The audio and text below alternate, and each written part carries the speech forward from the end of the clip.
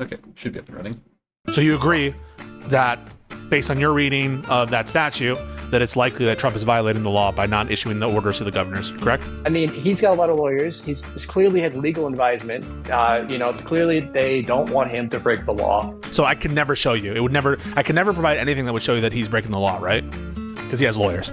Fair enough, but how does this get past White House counsel? How's White House counsel looking at this? Because they're all fucking loser scum who are sycophants to Trump. By that logic, presidents can never do anything illegal because they always have White House counsel. Are the ICE protesters trying to overthrow the government? Probably some of them, yeah. I mean, like that guy you had here, two back, sounds like he'd be partial to that. Anarchist, so you agree? Right? So you agree? Jan 6 is a rebellion, right? Let's just stick on the topic. Wait. Okay? I just want to make sure you're consistent. So do you agree? Jan 6 is a rebellion? I don't get into all the facts. Wait. So you're unable to say whether Jan 6 is a rebellion, but you think that it's probable this is a rebellion? All right, let's just get off Jan 6. Yeah, because you don't like it because you guys are inconsistent. inconsistent, and your definitions you don't apply consistently. I don't know that much about Jan 6. Dude, you're such a f***ing weasel. Hey folks, please like, comment, and subscribe. And make sure to check out my newsletter. Information is in the description. Yo, what up, Erkling? Disagreement? Yes, disagreement. All right, hit me. So I think I'm like a lot of people, I saw the video of the people. They were surrounding the ICE building, right? And I was like, oh shit, here it goes, right? Here it goes. It's going to be the BLM riots over again. Just again, it's going to be this. And I think Trump, he saw that too. It happened. They happened during his first term. And I think he wanted to, get ahead of it. And not with, anything illegal. And you don't contend that he's doing anything illegal, right? Trump? Yeah. Yeah. Yes, I think he's doing something illegal. Really? Why? I think he's invoked a statute that purports to give the power to federalize the National Guard to the President of the United States. And he's used that statute to give direct commands through the Secretary of Defense. And the statute clearly lays out that needs to be done through the governors. And it's not being done through the governors, and therefore he's violating that statute. And then I don't believe it pertains to the U.S. Marines. And so I don't think that what he's doing is legal. Okay, well, we agree that he's doing this through an executive order. And with that order, he's invoking, I'm not up on all the legal jargon, but I'll just read it as I can. 10 USC 12406, right? Is that so? 10 USC. Hang on, let me actually get the actual thing. Do.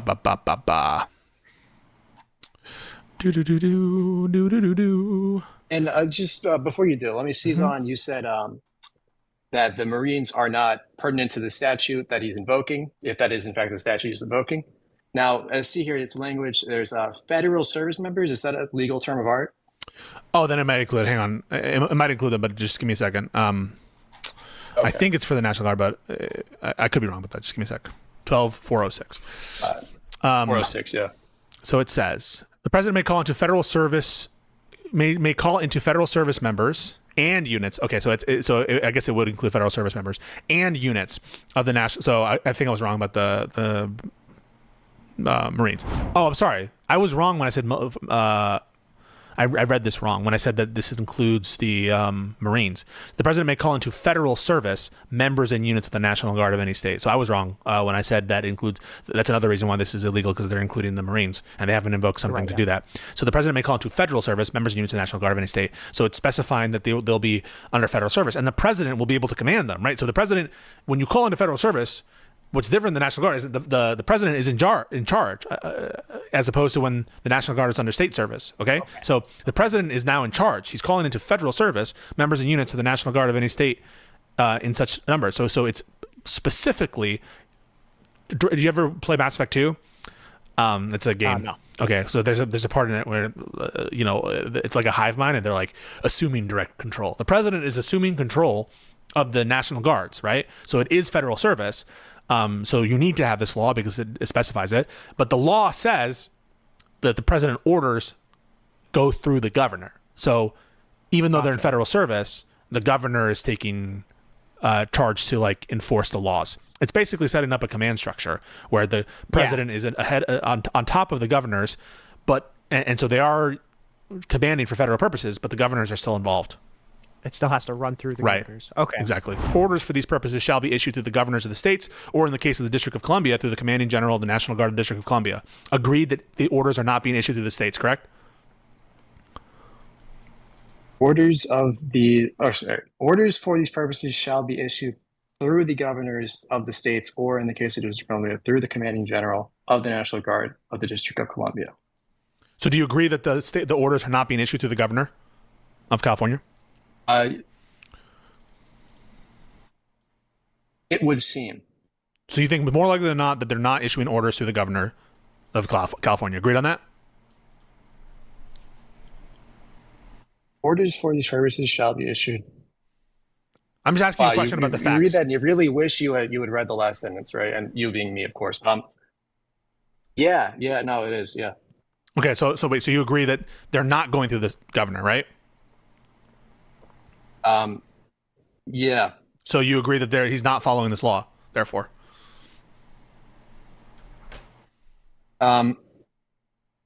Is this the basis of California's lawsuit against him? This is the basis of Trump's invocation. This is the law he cited.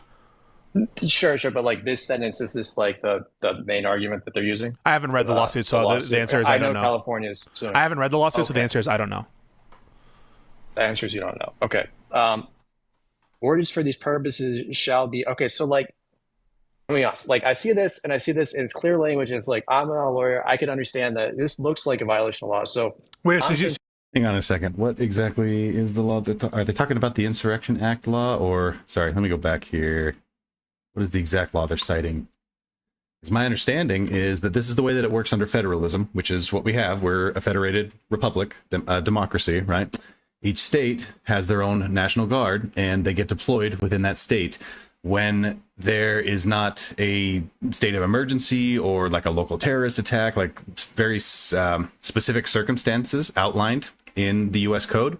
The National Guard is under the direct control of the state governor. They are the commander-in-chief of the National Guard at the time they are deployed in the state. A lot of people will say that the president is the commander-in-chief, and generally that is true, but not when the National Guard is just generically deployed within the state. The governor is the commander-in-chief. The president only becomes the commander-in-chief of the National Guard when they are federalized, meaning that they are brought into federal service. Now that, I believe, is different for the Army and the Marines and other branches of the military that are directly within the executive branch and under his control.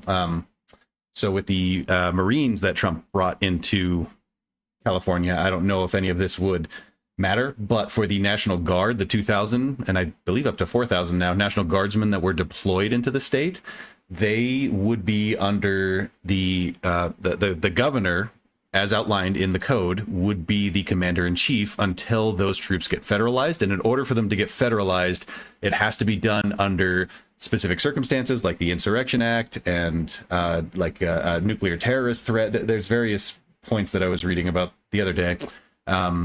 And in such a case, the president puts out a proclamation declaring, essentially what's going on and why they're being deployed. I believe I've seen Trump put out an executive order. I don't think I've seen a proclamation. Not sure I understand what the difference would be in this case.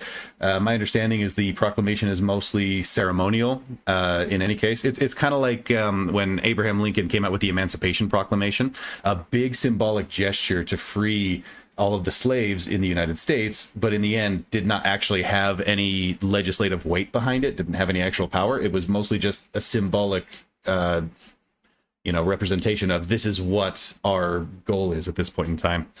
So yeah, what is the law that they're citing here? Because I don't know that I've read this. 10 USC 12406, right? In USC 12406.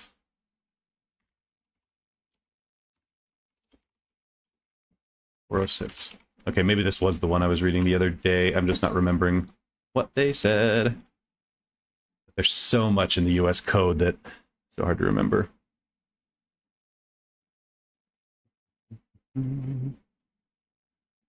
Okay, Personnel generally. National Guard in federal service call whenever the United States or any of the Commonwealths or possessions is invaded or is in danger of invasion by a foreign nation. This is one of those specific circumstances I was talking about. There is a rebellion or danger of a rebellion against the authority of the government of the United States, or the president is unable with regular forces to execute the laws of the United States. The president may call into federal service members and units of the National Guard of any state in such numbers as he considers necessary to repel the invasion, suppress the rebellion, execute those laws. Orders for these purposes shall be issued through the governors of the states, or in the case of the DC, through the commanding general of the National Guard of the District of Columbia, etc. Okay, yeah, so this is the law that they're, or rather the USC, the code that they're referencing here specifically. Like I'd mentioned, National Guard troops can be federalized, but it has to be done under very specific circumstances because we live under federalism, which means that, yes, the governor is the commander-in-chief of those National Guardsmen until such a time as the president declares that there is an invasion, a state of emergency, et cetera, et cetera. But I believe in those circumstances, the troops have to be formally federalized through that proclamation, which the president has not created. Otherwise, they are still under the direct control of the governor of the state. And so any commands that the president wishes to give must be run through the governor of that state, which, yes, that is definitely not happening in this case. So, okay. Now I'm up to speed on what they were saying. Let me catch back up here. So 10 USC, hang on, let me actually get the actual thing. Do.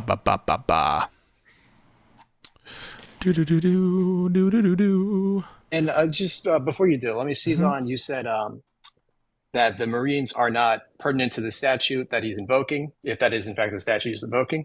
Now, see here, it's language, there's federal service members. Is that a legal term of art? Oh, then it might include, hang on, it might include them, but just give me a second. Okay. I think it's for the National Guard, but I could be wrong about that. Just give me a sec. 12406. 406, yeah. So it says, the president may call into federal service, may call into federal service members and units. Okay, so I guess it would include federal service members and units of the national. So I think I was wrong about the Marines. Oh, I'm sorry. I was wrong when I said I read this wrong when I said that this includes the Marines. The president may call into federal service members and units of the National Guard of any state. So I was wrong when I said that includes. That's another reason why this is illegal, because they're including the Marines and they haven't invoked something to do that. So the president may call into federal service members and units of the National Guard of any state. So it's specifying that they'll be under federal service, and the president will be able to command them, right? So the president, when you call into federal service, what's different than the National Guard is that the president is in charge. I'd be very interested to see what Pisco has to say about this. My understanding is when it comes to other branches of the military, like the Marines and the Army, that are directly under the control of the commander-in-chief, the United States president, him being able to more or less deploy them anywhere he wants in the country. I wasn't able to find any statute or previous cases that indicate whether there's a limitation on that power or if he has to get approval from the governor. They are, for all intents and purposes, the troops of the presidency of the United States. So I'd be curious to see where he's getting that reasoning from of, he can't do this with the Marines. I think he can. I think it's the National Guard that is up for debate. As opposed to when the National Guard is under state service, okay? So the president is now in charge. He's calling into federal service members and units of the National Guard of any state in such numbers. So it's specifically... Did you ever play Mass Effect 2? It's a game. No. Okay, so there's a part in it where it's like a hive mind, and they're like assuming direct control. The president is assuming control of the National Guards, right? So it is federal service. So you need to have this law because it specifies it. But the law says that the president orders go through the governor. So even though they're in federal service, the governor is taking charge to like enforce the laws. It's basically setting up a command structure where the president is ahead on top of the governors, and so they are commanding for federal purposes, but the governors are still involved. It still has to run through the governors. Okay. Exactly. Orders for these purposes shall be issued through the governors of the states, or in the case of the District of Columbia, through the commanding general of the National Guard of the District of Columbia. Agreed that the orders are not being issued through the states, correct? Orders for these purposes shall be issued through the governors of the states, or in the case of the District of Columbia, through the commanding general of the National Guard of the District of Columbia. So do you agree that the orders are not being issued through the governor of California? It would seem. So you think more likely than not that they're not issuing orders through the governor of California? Agreed on that? Orders for these purposes shall be issued. I'm just asking you a question about the facts. You read that and you really wish you had read the last sentence, right? And you being me, of course. Yeah, no, it is, yeah. Okay, so wait, so you agree that they're not going through the governor, right? Yeah. So you agree that he's not following this law, therefore.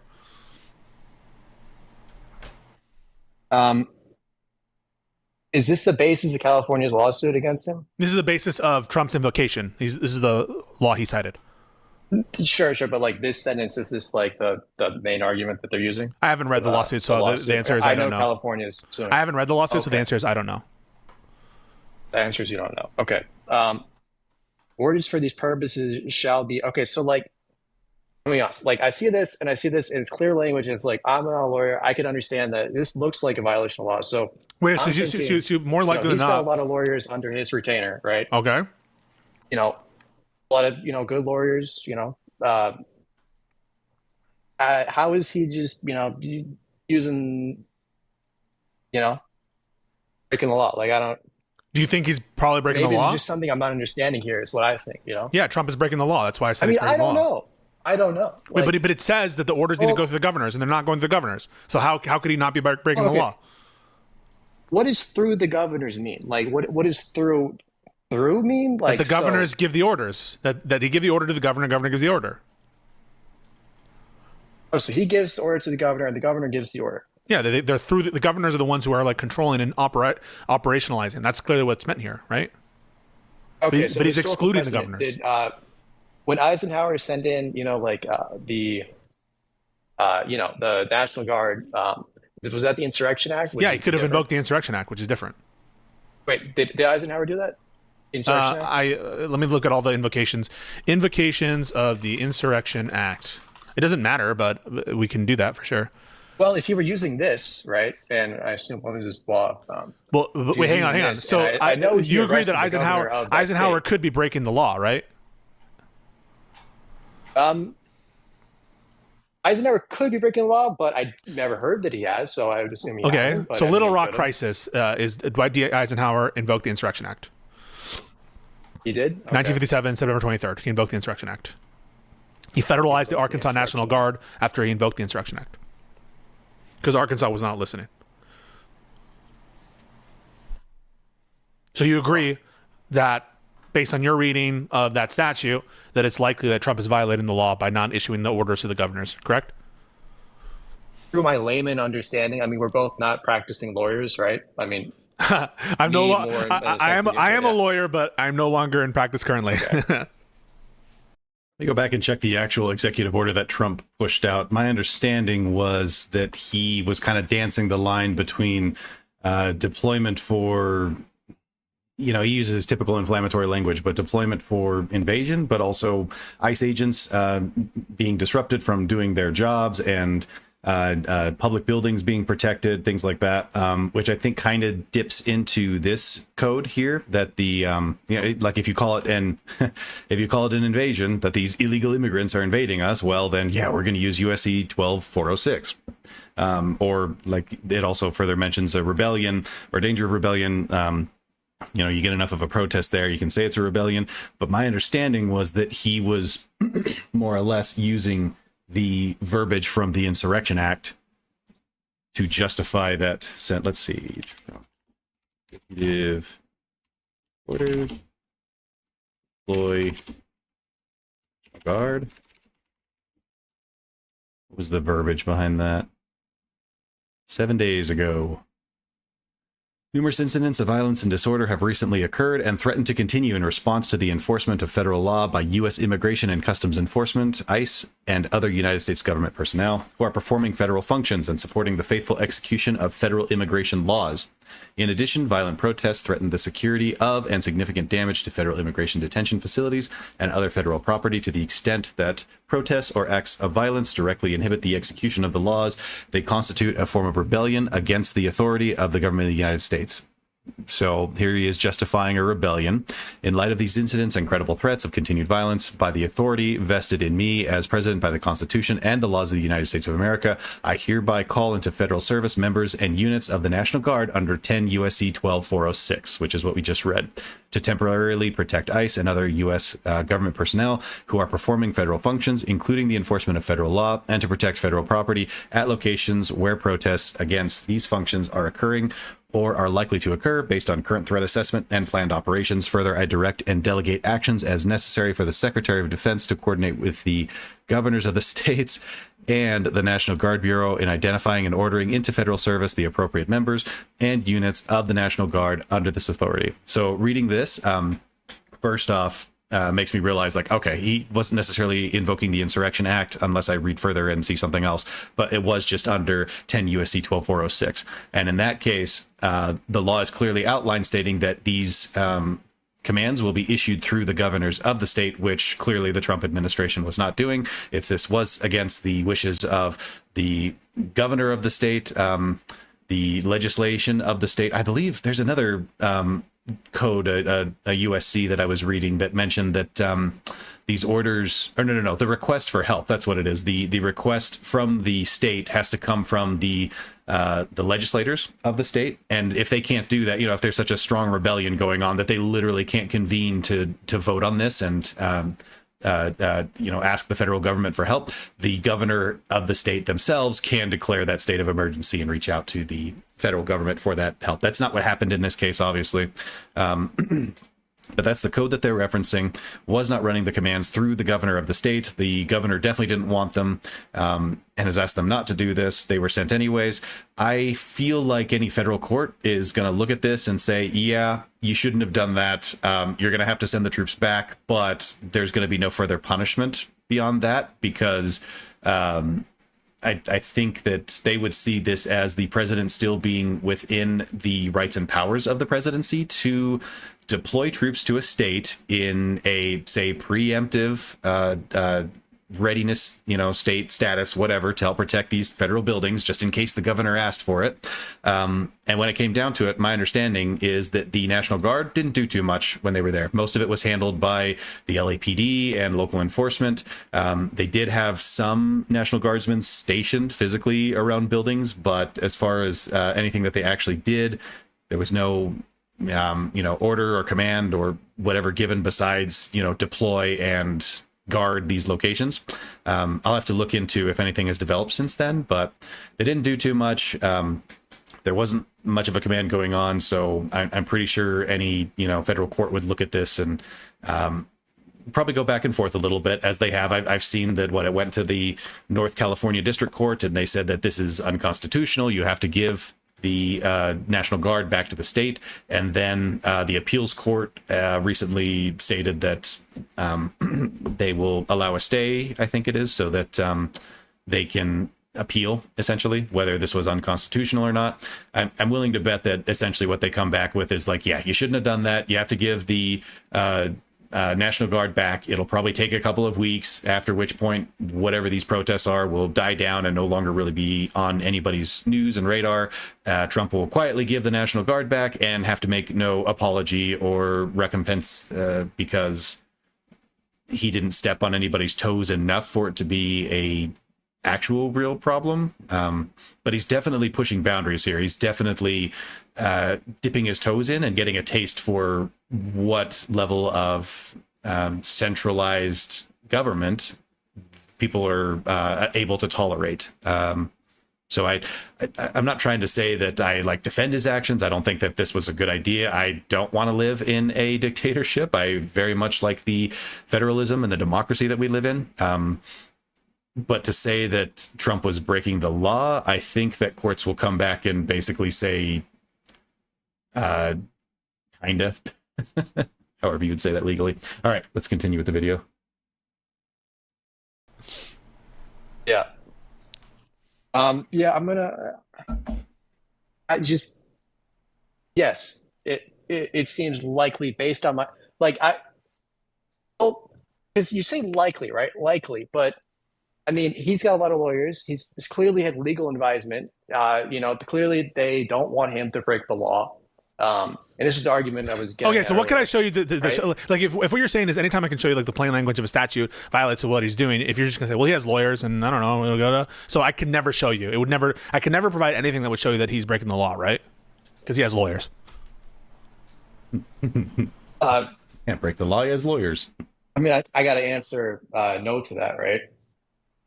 Or else I look like a You look hack. like, yeah, you look like a hack I'm if you gonna say I no. can never show it. Yeah, so what's stopping you? Just that he has lawyers is stopping you from saying that this is probably illegal? Okay, well, I mean, like, if I'm really picking at the corners here, I'm going to look at like through, right? And it's like, it seems a little bit perfunctory, like What's it's gotta perfunctory go about it? through, but because it's like through the governor, so it's like the governor's not even the guy, coming up or the woman coming up with like the orders here, right? It's just like What does that matter? So he's just being kind of, so what? passed through. Yeah, but it says it though. It says it. It says that the governors were the ones issuing the orders. And like I said, why does that matter if the governors aren't the ones coming up with the battle plans or actually, behind the deployment?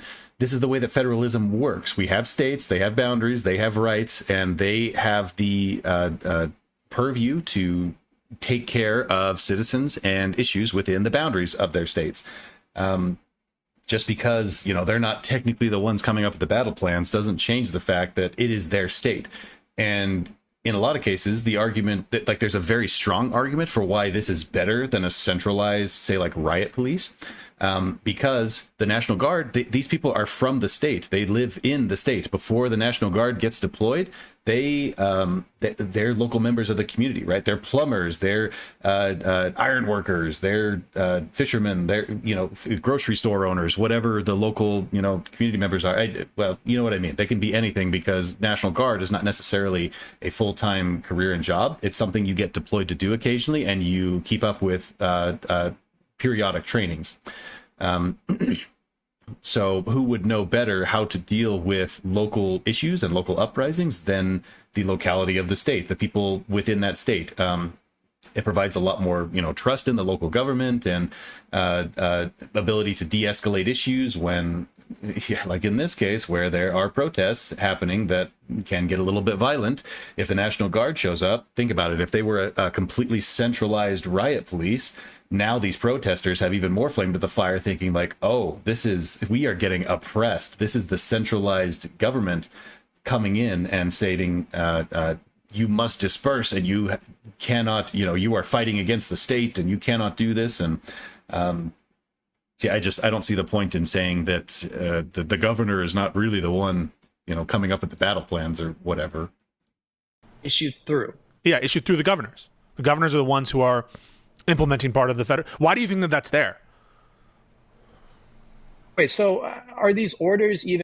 Yeah, that's a great question. That really should be there, because what if the president comes in and presents a plan that says, hey, we're going to do this thing that's going to, I think is going to solve the issue. And then the governor realizes, like, no, you have no idea. You don't realize that particular neighborhood is like heavy. I don't know. It could be heavy gang activity, or it could be a certain type of population that has a lot of distrust of the government, or just something locally that the president of the United States would not be privy to. That command should go through the governor so that the governor can, put their stamp of approval on it and say, like, yes, this is a good idea based on what I know about my state that I govern. That was basically the principle, the key behind setting up federalism the way that the founding fathers did. And going to the guardsman is not clear because it's just saying orders for these I asked a purposes question shall and I be didn't hear an issued. answer. Why do you think that? I asked a question, I didn't hear an answer. So I'm sorry, I forgot. Yeah. Okay. So what I asked I was, asked a question. why? Okay, what question did you ask? I'll answer your question first.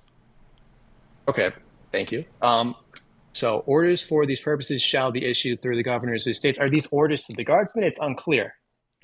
It says orders for the purposes of these this nationalization shall be issued through the governors. I don't see that.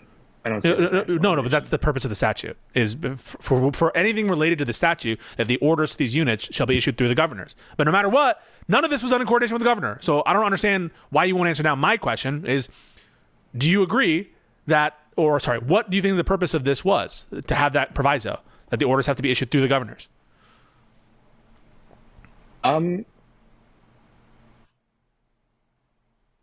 Okay, so what was the purpose? Why did they put it The there? purpose it could are just when the be, United States and the Commonwealth puts language that's doing nothing. language that's doing nothing. So when it says orders for these purposes, Yep. shall, you understand shall is mandatory, right? Mandatory? Shall is mandatory? You say, hey, It shall be done, right? So shall is not it's not optional, right? Shall is mandatory. Do you agree it's mandatory?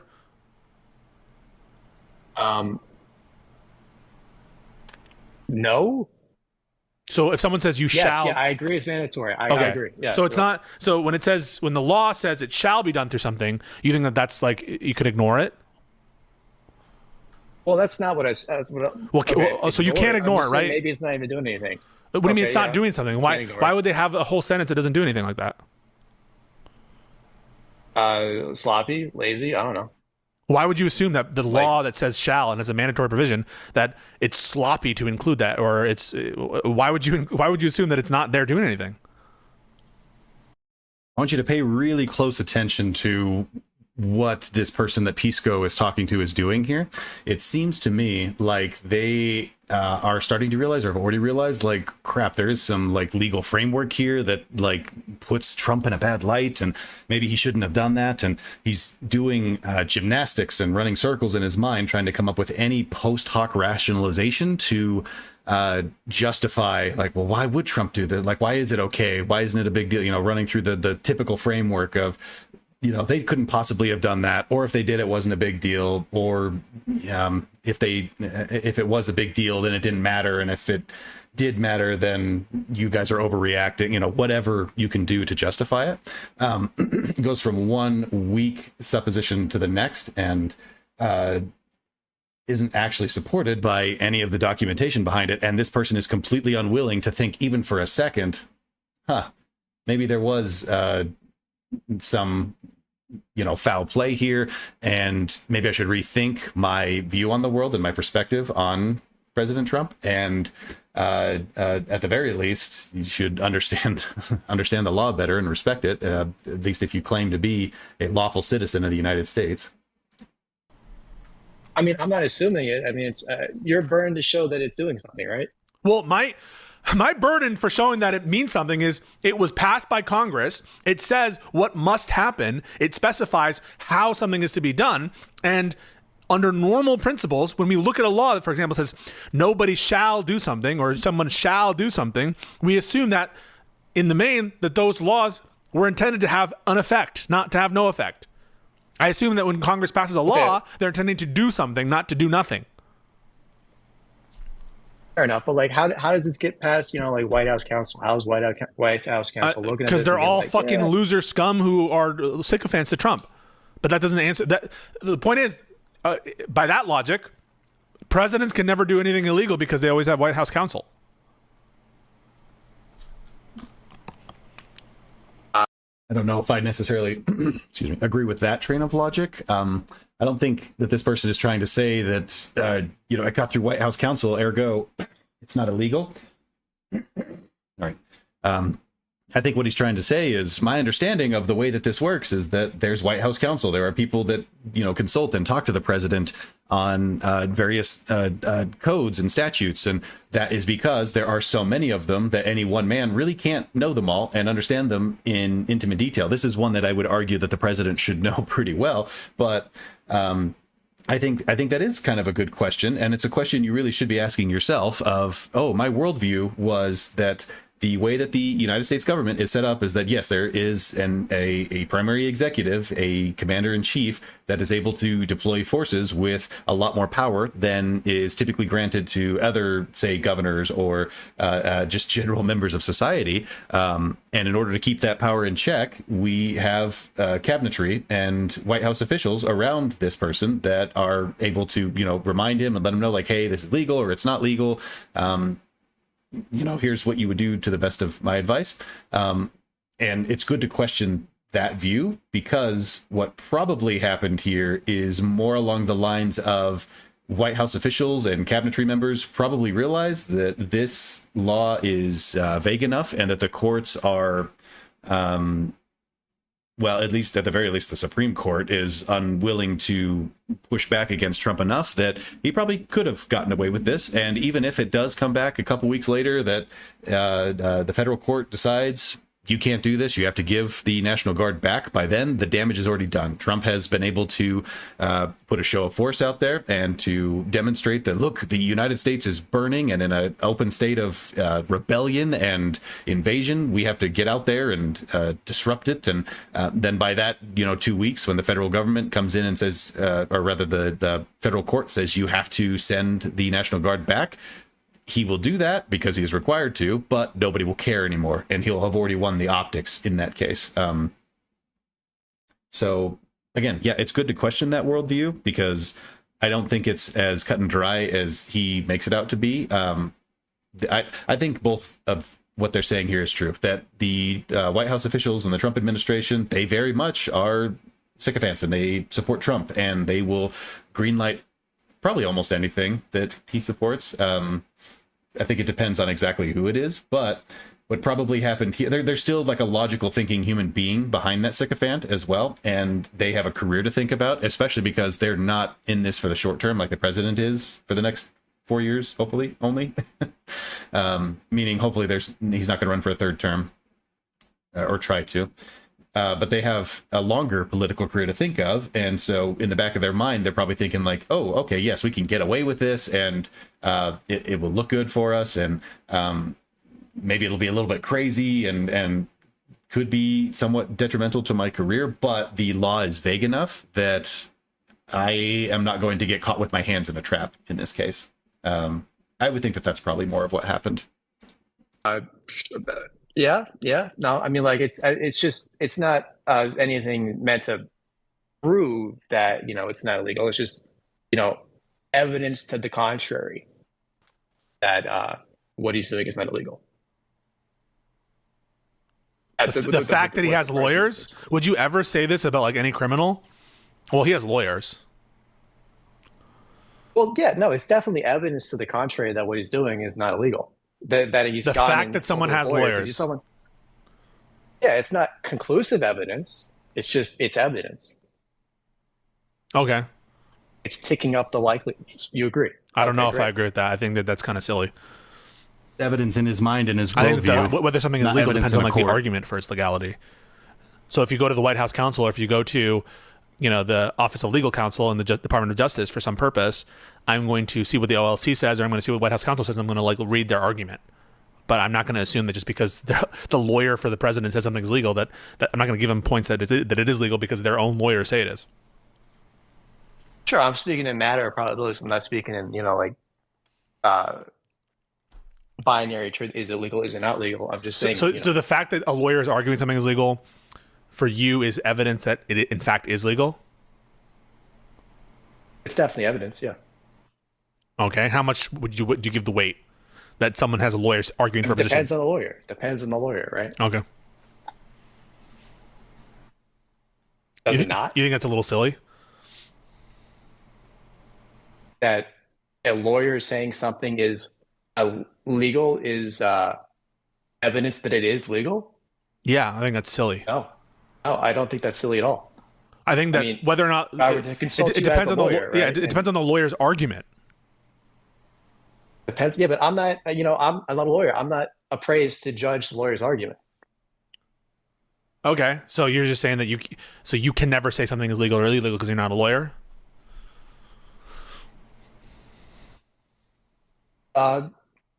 No, I'm not saying that. I'm just saying that in general, I'm not appraised to judge the lawyer's argument. That's why we have lawyers.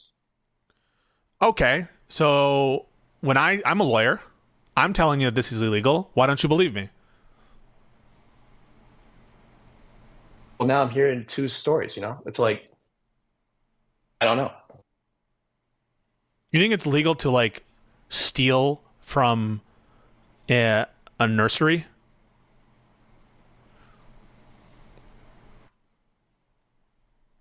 No, Wait, you're not a stealing lawyer. is legal. Okay. Well, not issuing orders through the governors under 10 USC 12406 is illegal. Yeah, but this is a conflation because this is complex language and that is just stealing, which is This is complex for you? everyone understands to be illegal. Orders for these purposes, the purposes being the United States or I've any seen a lot of Commonwealth under comments, yeah. or possessions invaded in danger of invasion, that there's a rebellion or danger of rebellion against the authority of the government of the United States, or the president is unable with regular forces to execute the laws of the United States, that the orders for those purposes be issued through the governors of states. You think that is so complicated that you can't possibly divine whether or not. So nothing I could give you. So even if Trump said, I am not issuing orders through the governors of the states, would you say that's illegal if he even said that literal phraseology? Well, first of all, how do we know he's not? Wait, I'm asking you a question. Issuing orders through- If he, well, you granted that at the start, but if he literally said, Okay. orders for these purposes shall not be issued through the governors of the states, if Trump said that as he was giving this order, would you say he's violating the law at that point? Well, I mean, it's difficult because like he's So kind he of a could liar, literally so, say, like, we are not issuing orders through the governors for purposes of this invocation, and you would say, yeah, we don't know if he's violating the law. well, what if he is? Well, he's What he's if he not. is in fact issuing orders through the But we know governors, he's not but he says he because is? Newsom is suing and saying that we need to, that he has no control and he's not issuing orders. We know he's not. Newsom is saying they're not. Okay.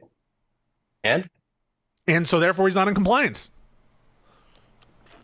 Well, okay, look, I mean, like he's compliant with like would you argue? I'd say it's arguably 2, right? And then it's definitely 3 as far as like the list. Wait. There's a rebellion? Sorry, danger of a rebellion. Okay. What's a rebellion? Danger of a rebellion. Yeah. What's a rebellion? What's a rebel? I don't know what a rebellion. So how do you know how do you know that we're definitely in danger of a rebellion if you don't know what a rebellion is? How do I know we're definitely in danger? Okay, first of all, you gotta grant me 3. Okay, but if we're just sticking on 2, Well, Trump has said this is a rebellion. Trump has said it's a rebellion. okay, well, say it or not, 3 is still a thing. But 2, how do I know there's a danger of rebellion? I mean, like that's really broad, right? Well, you don't even know what a rebellion is. You just said so. You don't know too, right? I have a general idea of what a rebellion is. So what's your general idea of what a I rebellion mean, I is? don't know what the exact legal term. Okay, let's say taking up arms. That's. But I'm trying to be clinical in my language here. I think one thing that's really important to remember here when having discussions like this with, say, family members, people that you care about and that you love and that you want to get along with, it's important to recognize that what this guy is doing is a pretty typical and an okay way to go throughout your life, where you expect that, okay, my perception of the world is that we live in a federal government where there is checks and balances and different branches that check in on each other, and there's a cabinetry, and there's people around the president that remind him about these laws. And so clearly, if something got to this point, it's probably because it is legal and he was able to do it. So I don't have to look any deeper into this, because most people don't have time to look into the nitty gritty, every single detail. Like, we're not all lawyers, we're not all political activists or perfectionists, whatever it might be. So it's a pretty normal, typical way for people to live their life, and that's okay. What is not okay here is how much mental energy this person is putting into dancing around the questions and the discussion here. Once they have, factual evidence behind it, I think at the very least, if this person is, believes in America as a country and what it stands for, and believes in the rule of law, and democracy and following the law as it is written, they should at the very least be able to say, okay, yeah, hypothetically, if what you're saying is as it happened and this is the way that the law is written, then I feel like the president broke the law in this case, and that's wrong, and that should be, we shouldn't allow that, and we should start making changes in the government so that either that's not allowed or it is allowed, and we can change it to a more centralized form of government if you prefer. But in this case, Pisco is just kind of bashing him over the head with more and more questions of like, why don't you,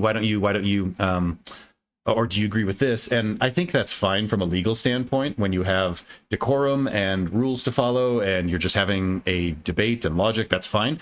But I think if you're talking to other family members, they're just going to see this as you just will do whatever it takes to win. Like, all you care about is winning, and you don't see me. Like, clearly I feel bad about this. I feel wrong. There's something like, it's got to be that I'm just forgetting some code in that. Maybe it's 4 USC 18597, and I just need to read that. And as soon as I figure that out, then I will have the argument that will defeat you. And but I know that the world is true the way that I see it, and I think it's more important to help people understand that it's okay to question your world belief, and it's a safe space to do that. And once you start doing that, we can have better discussions about what's actually going on in the world and how we can fix it. I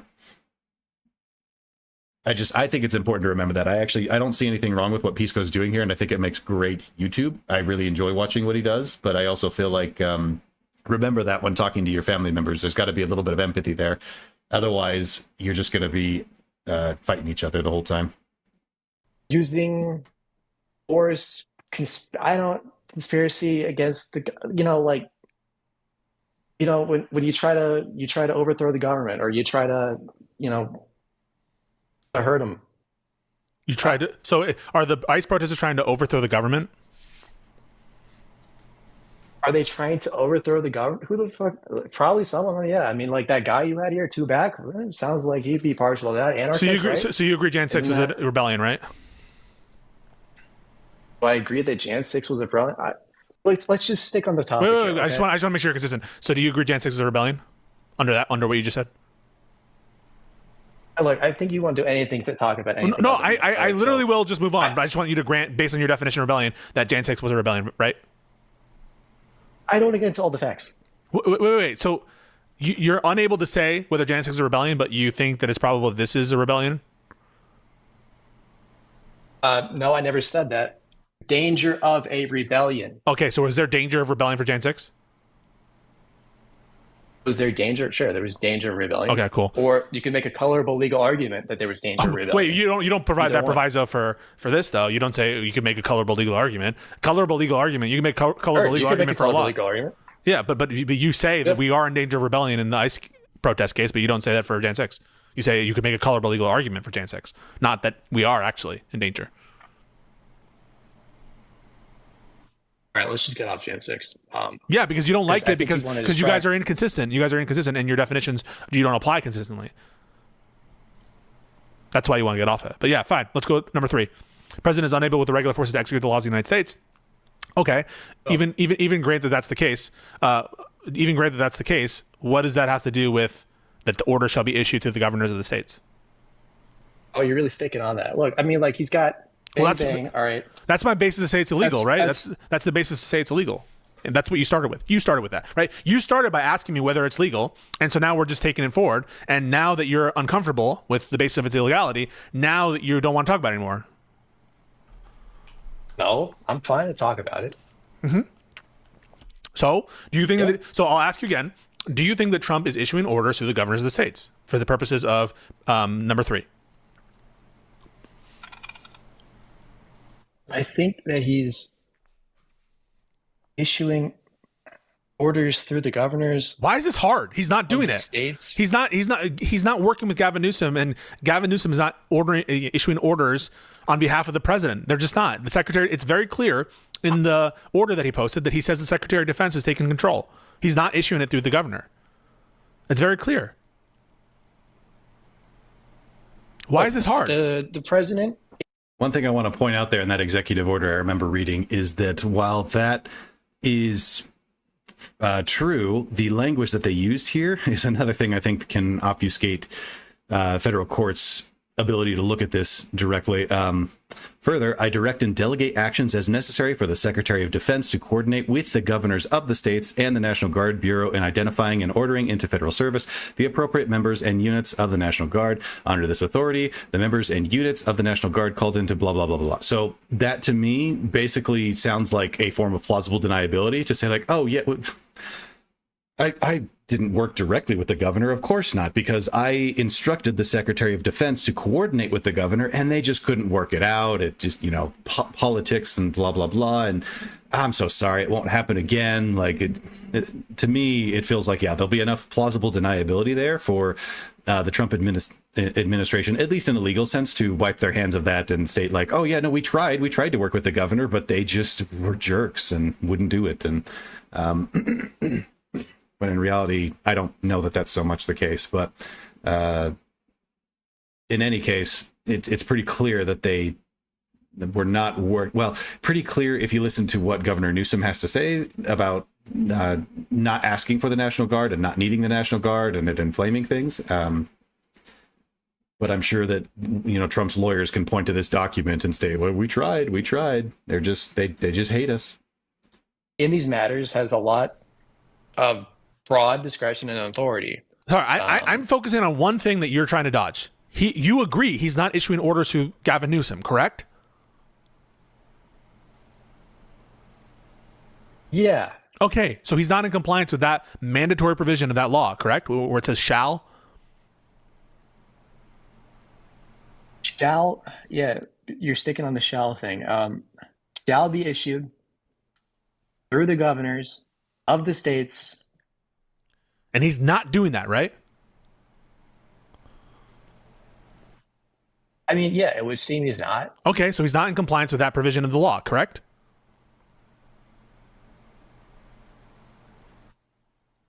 As I understand it, yeah. Okay, so that's why I think it's illegal.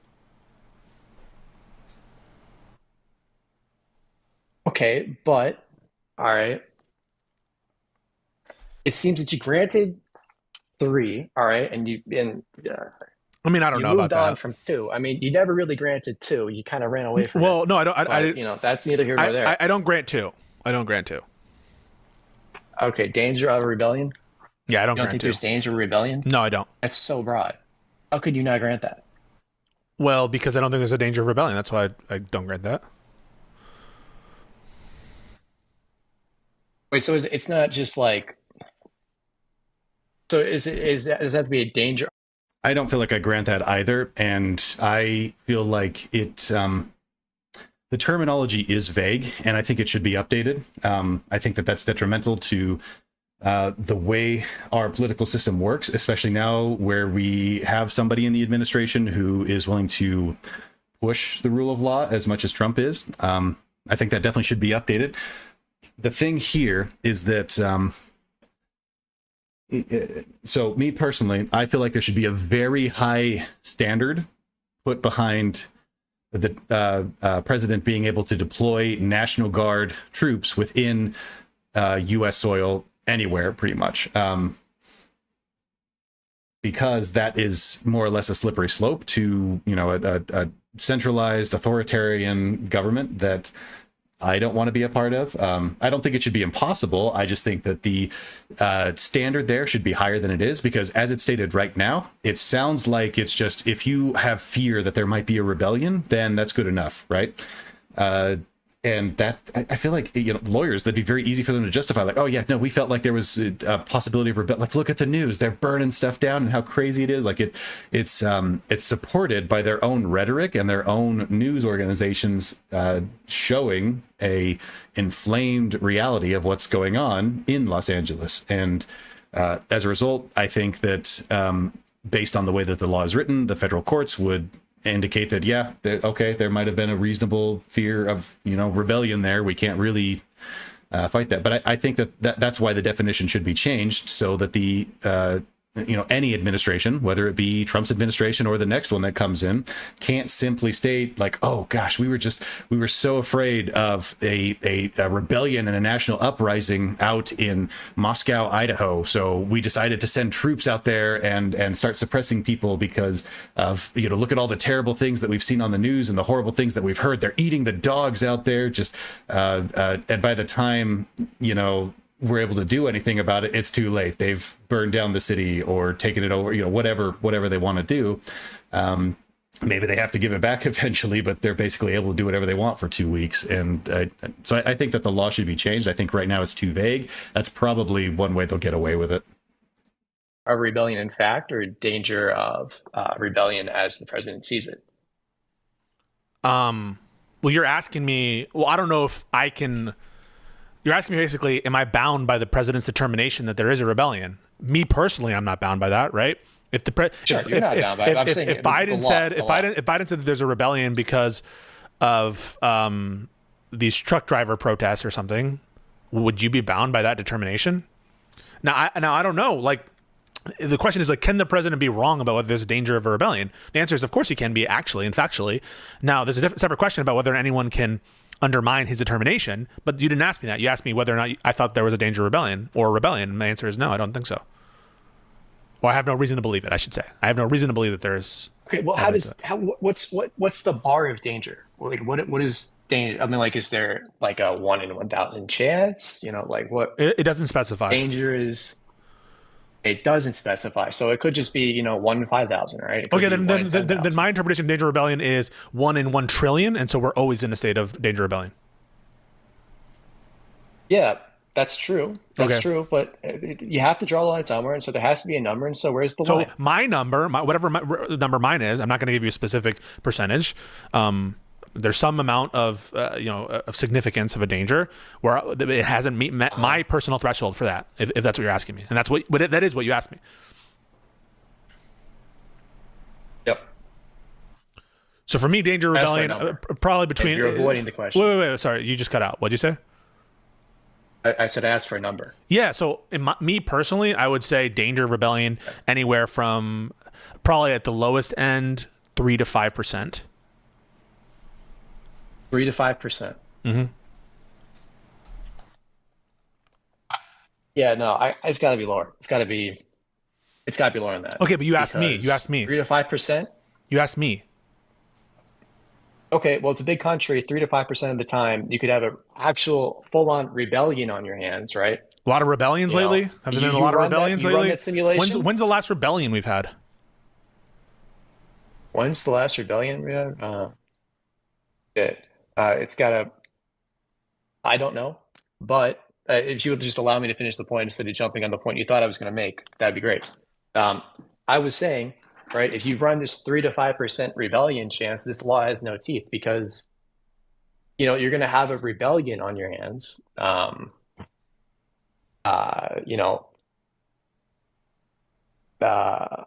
You're asking me personally what I consider danger of rebellion. 3 times out of 100. I gave you a range. Yeah. I gave you a range. So I answered your question. Danger could be 3 to 5. That's my. Okay, you're asking me. It's just not satisfactory. So your range is what is your range? Let's say 1 in 1,000. 1 in 1,000. 1 in 1,000. Okay, I think that's too. The rebellion low. would be really bad. I agree. The rebellion would be really bad, right? But I take. Yeah. Do we agree? I think we do agree. But I think that these are awesome authorities, and I think that what you're saying is way too low.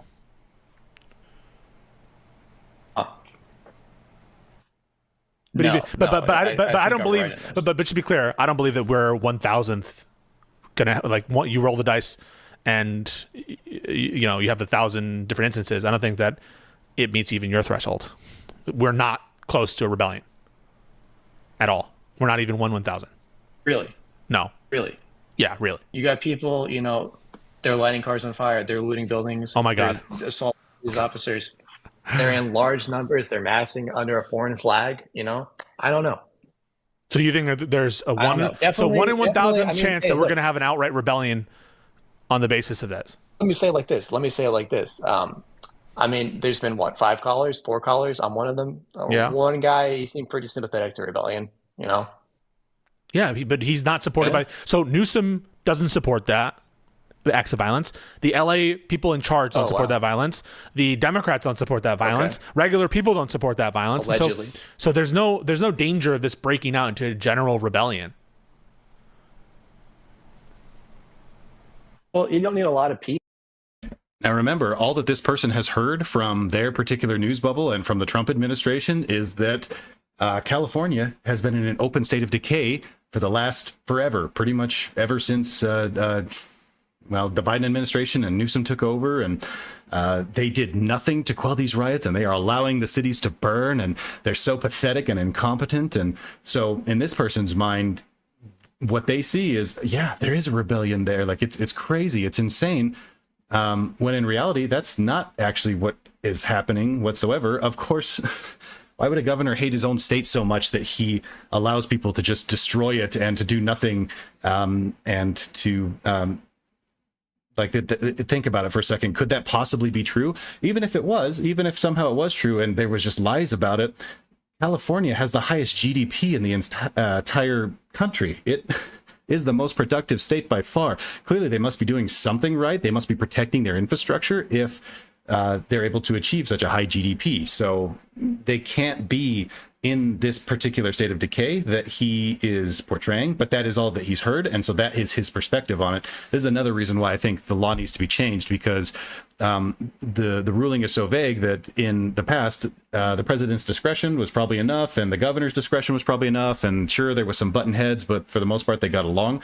These days, that's not the case anymore. So it probably needs to be more clearly delineated where the power begins and where the power ends. I don't like their idea of stating a probability of rebellion. Even if you do come out with a number like, oh, 1 in 10,000, how do you determine that? Like, do you run the simulations? Do you have a super powerful AI that's able to determine that? Like, how would you even begin to calculate the math on that in any sort of agreeable way that anybody's going to look at that objectively and say, yes, the number is 1 in a 10,000 chance or something like that? So that's not to say that there shouldn't be any standard there. They certainly should come up with something. I just can't think of off the top of my head what it should be, but a probability of rebellion is probably not going to do it. I would guess it'd probably have to be somewhere in between the discretion of, the local governor, the local legislator, who have a pretty good read on the pulse of the state, and probably some kind of number behind it. I don't know, gatherings of larger than 5,000 or something, 10,000. I don't know exactly what it'd be. Somebody who studies protests and riots more would have to come up with that determination. And on top of this, what he's mentioning about, like, they're destroying things and they're burning things. I want to make a clear delineation here. That's not a rebellion. That's a violent. That's a protest that's turned violent. Like, you could call that a violent protest. You could even call it a riot, right? A rebellion is a resistance of the government and an attempt to tear down the facilities of the government in an attempt to recreate something else, or maybe not even that. Maybe you just destroy. Like, the plan is to destroy stuff. That, as far as my understanding, is not the plan of these riots. Instead, they are just protesting the what they believe is the overstepment, the overemboldenment of the ICE raids, and those are getting enough pushback that occasionally they can turn violent depending on where they are or when they are. But it's not rebellion. It's not. It's at worst a riot. Probably more likely just protests that have turned somewhat violent. Nowhere near the scale of, say, like the Black Lives Matter riots or the Rodney King riots, and certainly not the scale of the January 6th. That to me is much closer to a rebellion than anything that we've seen with the LA riots. People directly grouping up outside of the U.S. Capitol with an attempt to delay the certification of the votes of the President of the United States, and or stop them altogether. Like that to me is a rebellion. People to, you don't need how many people do you need to start a rebellion? Not that many. Okay, but I think you need. How many people do you need to start a rebellion? You seem to be saying, wait, do you think J6 was a rebellion? Yeah, I do. You do? How many people were there? How many people do you need to start a rebellion? As many as it takes. That really should be the answer, because there is no specific number behind it. There is no like, oh, it's got to be 200 or 1,000 or whatever. Like, you can start a rebellion with one person. It's going to be a crappy rebellion, sure, but that's really all that it takes, I would say. So this argument of like, well, how many people does it take to start a rebellion? It's pointless. A rebellion can start in one person. It can start in 1,000 people. There's varying degrees of how dangerous that is and how problematic, and proportionally how you should respond to it. Sure, we can have that discussion, but at what point does a rebellion start? It takes as many people as it takes. Something like were they regular people? You mean were they regular people? You mean the general? You mean the general amount of people in Washington D.C. that day, or do you mean the people who were engaged? You don't think there's a 1 in 1,000 chance? Wait a second.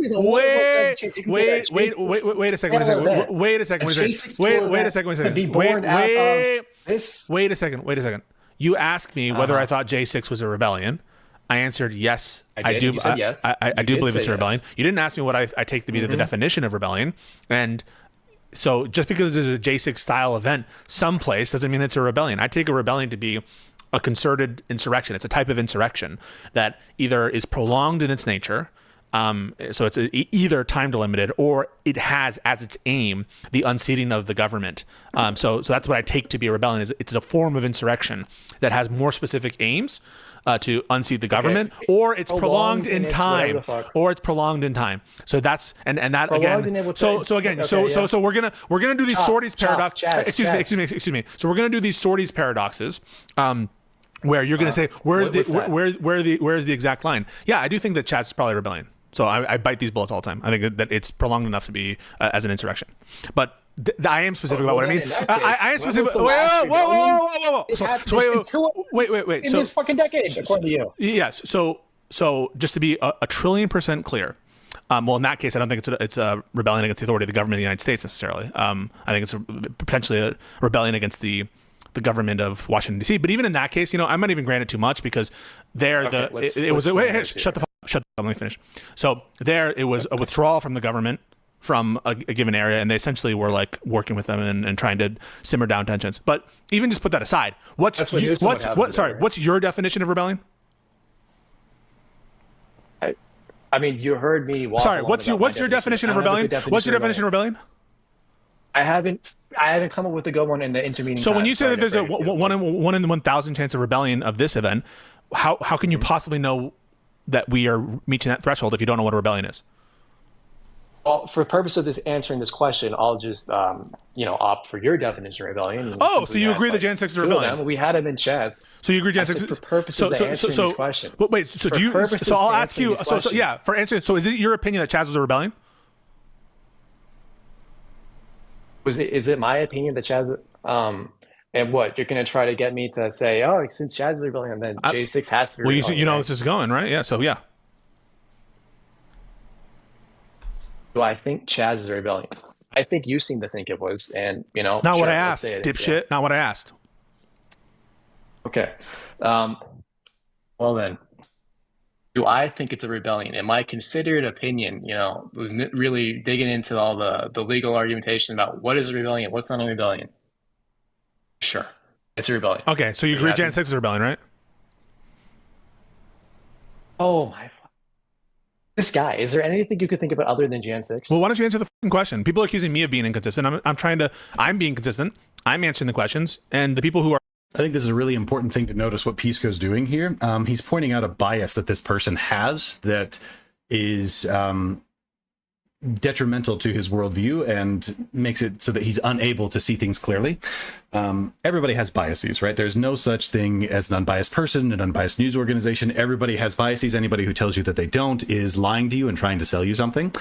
The trick is not how do we become unbiased, how do we acknowledge and recognize our biases and come up with ways to work through them and ensure that they don't muddy the waters of our decision-making process. And in this particular case, Pisco is pointing out a bias that this person has. The next part of this discussion should be, you clearly do have a bias here because you have an inconsistent standard for which you are holding both of these events against. And the only difference between the two of them, well, I shouldn't say the only difference, but the major difference between the two of them is a political affiliation and also a news spin priority behind them, like how they've been spun to the public, right? Like whose side they're on, essentially, the partisanship behind them.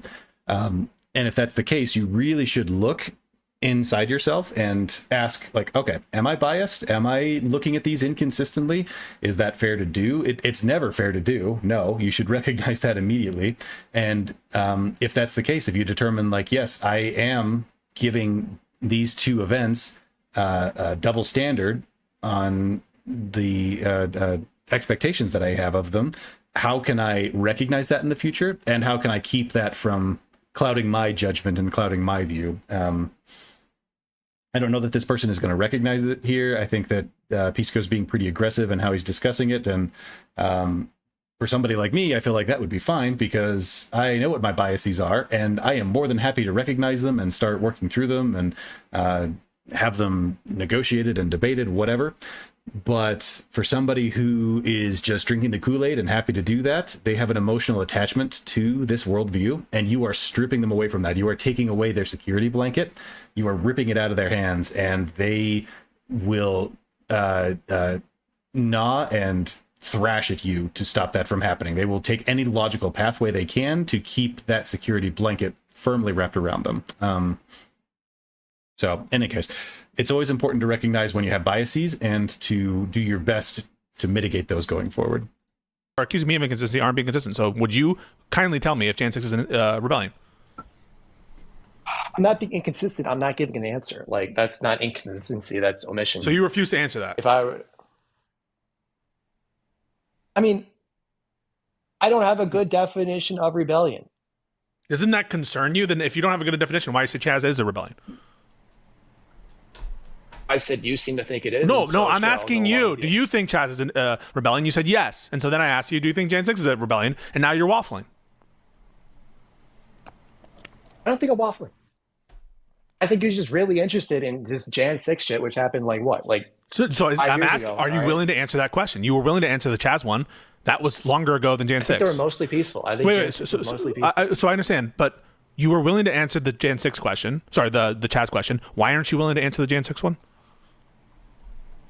Why am I not willing to answer the Jan 6 one? Mm-hmm. I'm repeating the question. I don't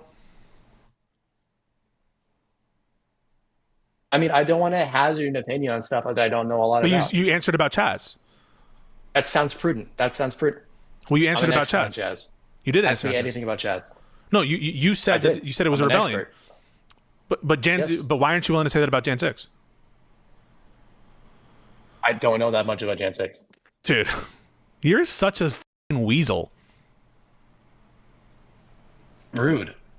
Okay, but let's just get back on the point you here. understand Avoid personal insults. you understand where the logic of the of what you're saying goes, and you don't want to reach that logic because you don't want to say that Jan 6 was a rebellion. Now look at me, I'm being consistent. Do you think there's a 1 in 1,000 chance that you could get some Chaz-like event coming out of this? Because let's just get back to point 2 here, right? List number 2, subsection 2. I don't know what. No, this I is. don't think these this. things? No, I These don't think. listicles? No, I don't think that there's a 1 in 1,000 chance that we have a Chaz-like event.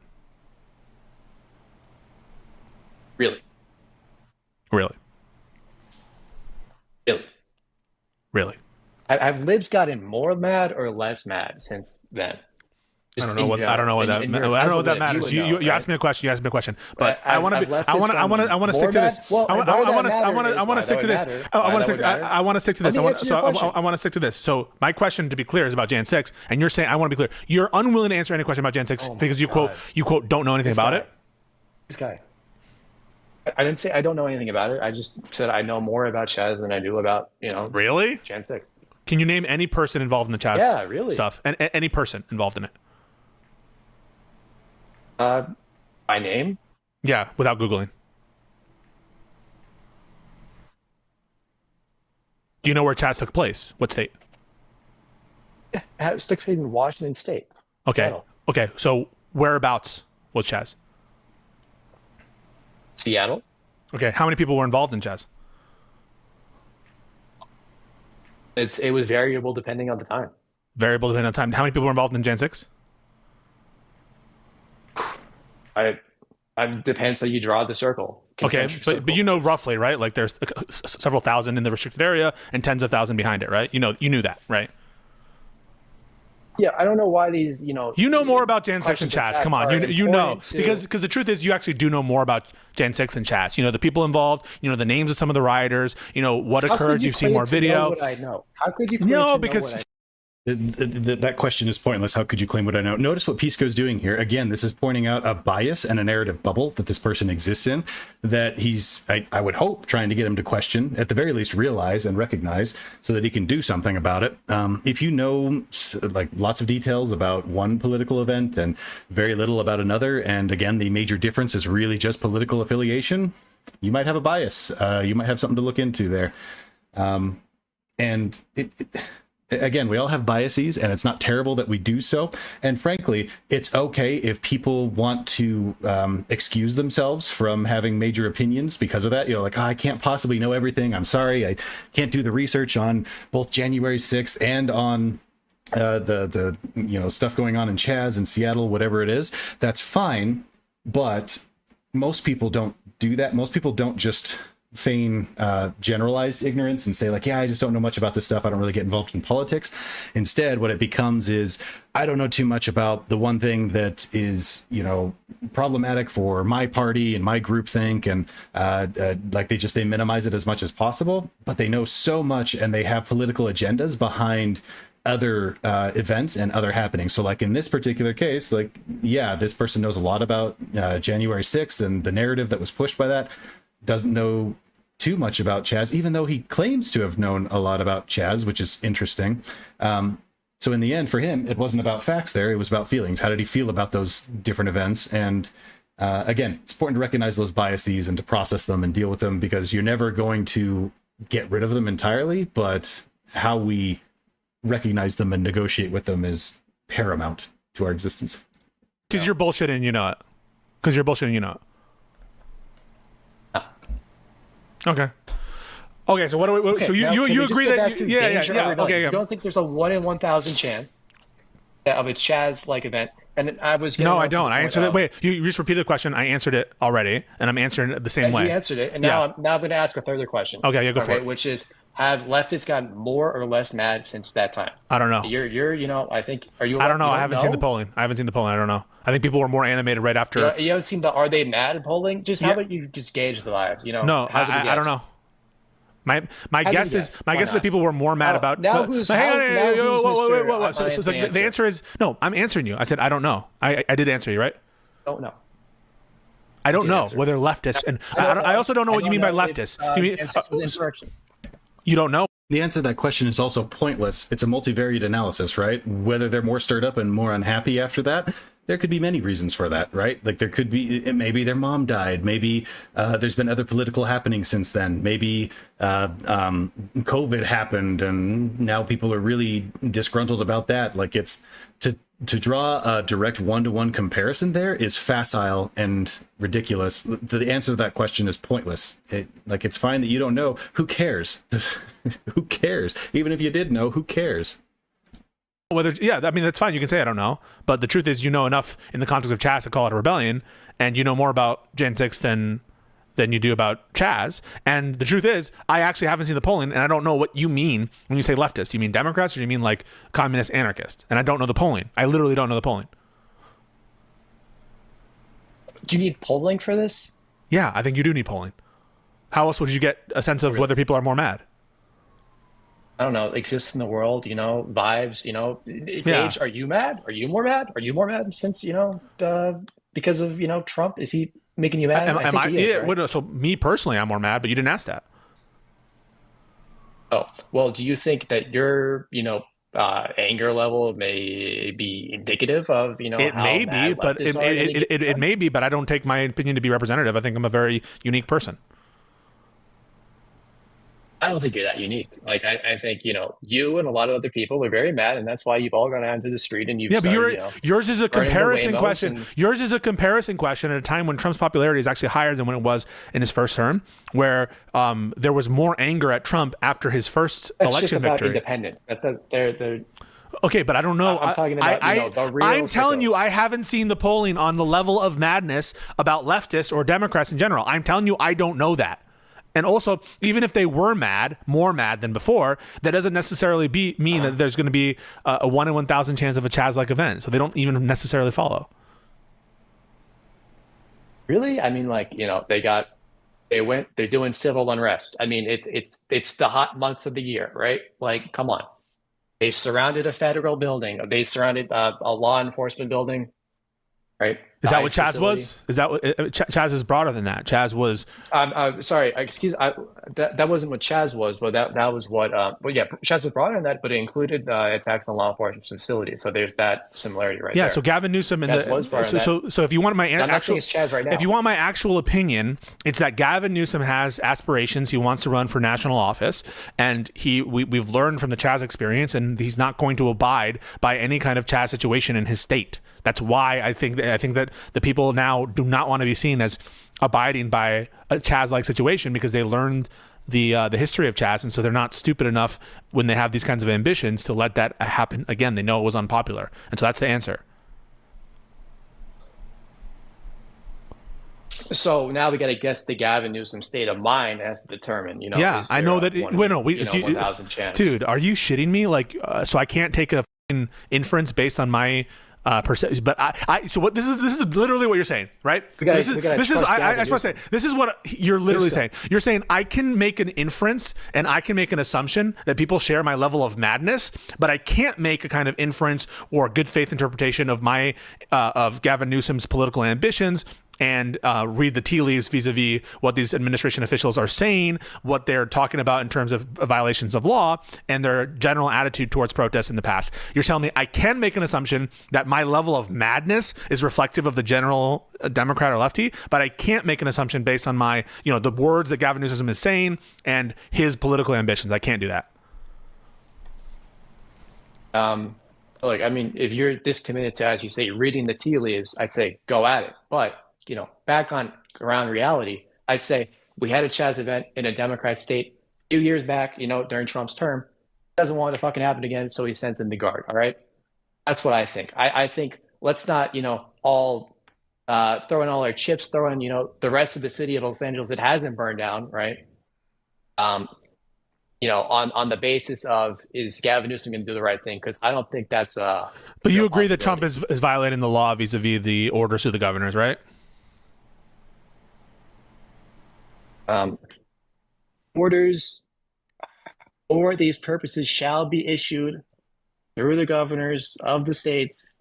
I don't know if that's really an important sentence. No, but I'm not asking if it's important. I'm asking, do you think he's violating it? Yeah, it would seem that he's violating that sentence of the law. Do you care that he's violating the law? I mean, yeah, no. I mean, like, we're a country of laws, not, we're a nation of laws, not men. So do you think he should be violating the law? No, he shouldn't be violating the law. Okay, I don't think he is. Well, you just said he is. Well, I think he has counsel, and I don't want to rehash all the arguments that we made. Yeah. Okay. I don't want to. So you're cooked, but okay, continue. Well, I said I don't want to rehash all the arguments that were made, but and there's a contradiction. I think you just want to get off this danger of rebellion point. Well, no, we've just talked about it, and I just told you I don't agree. How am I getting off? I think there's another important thing to recognize here with what Pisco is doing.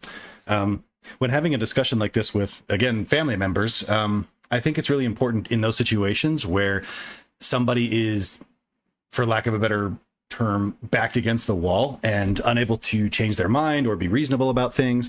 They still have, very clearly, this person has a perception of the world that Pisco is challenging, and is challenging well by coming up with facts and reasons behind it. And this person is absolutely unwilling to accept the possibility that, my worldview might actually be somewhat different than I thought it was, and is coming up with any rationalization they can to defend against it and to squirrel away from it, whatever it might be. Again, totally natural reaction. Everybody goes through this. But when having these discussions with family members, I think it's important to point out that that's what's going on in such a way that they're able to recognize it. One thing that I think Pisco does this. I know I've seen other people do it. One really good question to ask right now is like, why can't you say that Trump's violating the law, or why is that impossible for you? I do think that sometimes they're a little aggressive about it. It's like, why can't you just admit defeat, or what? Like, that's how it comes across. But really, it's a good question to say, like, I've just demonstrated to you that Trump is violating the law. Why is it impossible for you to admit that that's true? Why, even like, you might even be able to say it, but you certainly don't feel it internally. Ask yourself that. Why is that impossible? Why are you unable to do so? Is it because perhaps you have a bias and a certain way of seeing the world that is under threat, that you are scared of losing, or at the very least don't want to lose? You hold it precious, and having to restructure your worldview, it sucks. It really does suck. So, like, it's good to win debates, yes, but I think it's also important to recognize the other person on the other side and to help them, transition through this big life change that they're going through, because it's much harder than it makes out to be in these situations that we on the outside looking in see them to be. Off of it. Oh, well, you first of all, you change the subject. You're like, well, in summation, right? You agree that he's violent. No, you did that. Sorry, you did that first, because you said, I just think that he's going over there to stop a Chaz-like situation. That's changing the conversation about whether a Chaz-like situation is likely into what you think the intentions are of Trump. And so you changed the conversation first. Agreed? Well, no, I was still on the point of danger of rebellion. No. You got into Trump's intentions. You got into Trump's intentions about why he's doing something, which is different than like the actual chance of this emerging into a Chaz-like situation. Is you were talking about still on danger of rebellion, and that's also totally on danger of rebellion. Also, just to be clear, no. So it's a different conversation. We were talking about the actual chance of a danger of rebellion, and you're talking now about what Trump is trying to prevent. It's different. Agreed. It's different. What Trump is going to do in response, why Trump is doing something in response to a danger is different than whether or not a danger exists. Agreed? Why Trump is doing something in response to it is different. Can you repeat that? So the rationale behind Trump's actions in response to a perceived danger is different than whether that danger exists or not. Correct? Those are different conversations? Yeah, that's a different conversation. Okay, so you change the subject first. And also, just so you're aware, Trump has said that it is a rebellion already. He's not just saying it's a danger rebellion. So you disagree with Trump that there's a rebellion, right? I never said there wasn't a rebellion. Wait, so do you agree or disagree with Trump that there is a rebellion? It's a much easier, it's a much lower bar to clear. I understand, but I just want to be clear. Do you agree with Trump? Trump says a lot of things. Wait, I'm asking if you agree with Trump that there is a rebellion right now. In the hearts of many, sure, yeah. I mean, no. I'm asking. I'm not asking in the hearts of many. I'm asking you. Do you think that there's a rebellion right now? Do you agree with Trump that there's a rebellion? I think that's a good thing to keep pressing on, and that was kind of a pointless response for him. In the hearts of many people, yes, there is a rebellion. The law that we're citing here and that we're talking about has nothing to do with it's talking about a reasonable expectation of rebellion or a possibility in order for the president to deploy National Guard out to a state.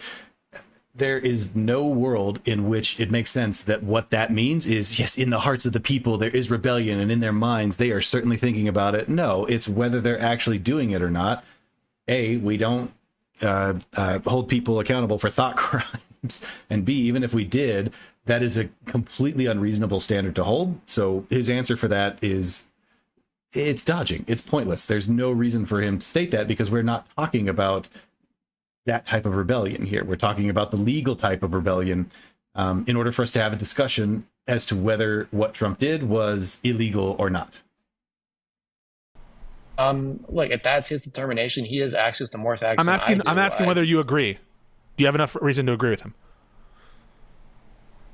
From what I've seen? Yeah. Well, look, funny thing, right? I mean, you said prolonged, whatever the fuck, right? So if we're at the beginning of this and this continues and this blossoms into whatever the fuck, you're dodging, and everyone knows you're dodging. I'm not stupid. You're dodging. The question is, let me. I know, but I know you're dodging. I'm just going to ask you the same question, but go ahead. Okay, well, I'd appreciate if you'd ask the question. Okay, well, I'll just get to it. All right. So if this goes on as a prolonged thing, as you say, prolonged period of time, I don't know what the exact language used was, but let's just say it goes on like that. If we're in the early days of something, then like it would be retrospective, but you can only say it retrospectively. But sure. Wait, so my question for you is, do you even remember my question? Yeah, you said, are we in a rebellion? Yeah, right now. Yeah. Yeah. Are we in rebellion right now? Are we? I mean, we would need to know the future to say. Wait, why would we need to know the future to know if we're in rebellion right now? Well, as you said, right, a prolonged insurrection or something like that for a prolonged period of time. And so if this were to continue, if this were to blossom into once it is prolonged, it's a rebellion, but before then it's not. Well, no, because then it's the start of the thing, right? I mean, how do you draw the time when you're looking back at it? Yeah, so let me ask you. So I understand what you're saying. I disagree. I think that if the aim is a particular aim, and once it becomes prolonged, I think at the time that it's prolonged, that's when it becomes a rebellion, and before then it's not a rebellion. Now, what prolonged is, I can't give you a specific definition on that, but even just put that aside and let's just assume that, okay, let's say that retroactively you can determine something is a rebellion even before that. Are we at the stage yet? Do you have any information to agree at this point that we're in a rebellion? Because Trump has said right now we're in a rebellion. So do you agree with his determination as of now that we're in a rebellion? Well, first of all, we don't even know that he's speaking in terms of I'm asking you a question. What did I just ask you? You're dodging. Stop dodging. I'm not dodging. It's just you're expecting him to use this. I'm going to say it for like the 9th time in the conversation. Legal term of art, because it's like a term I've heard, and so I want to say it. But so do you agree with Trump or not? Why can't you just be talking in the colloquial sense? So I'm asking you whether you agree or not with him. Why can't he just be using poetic language?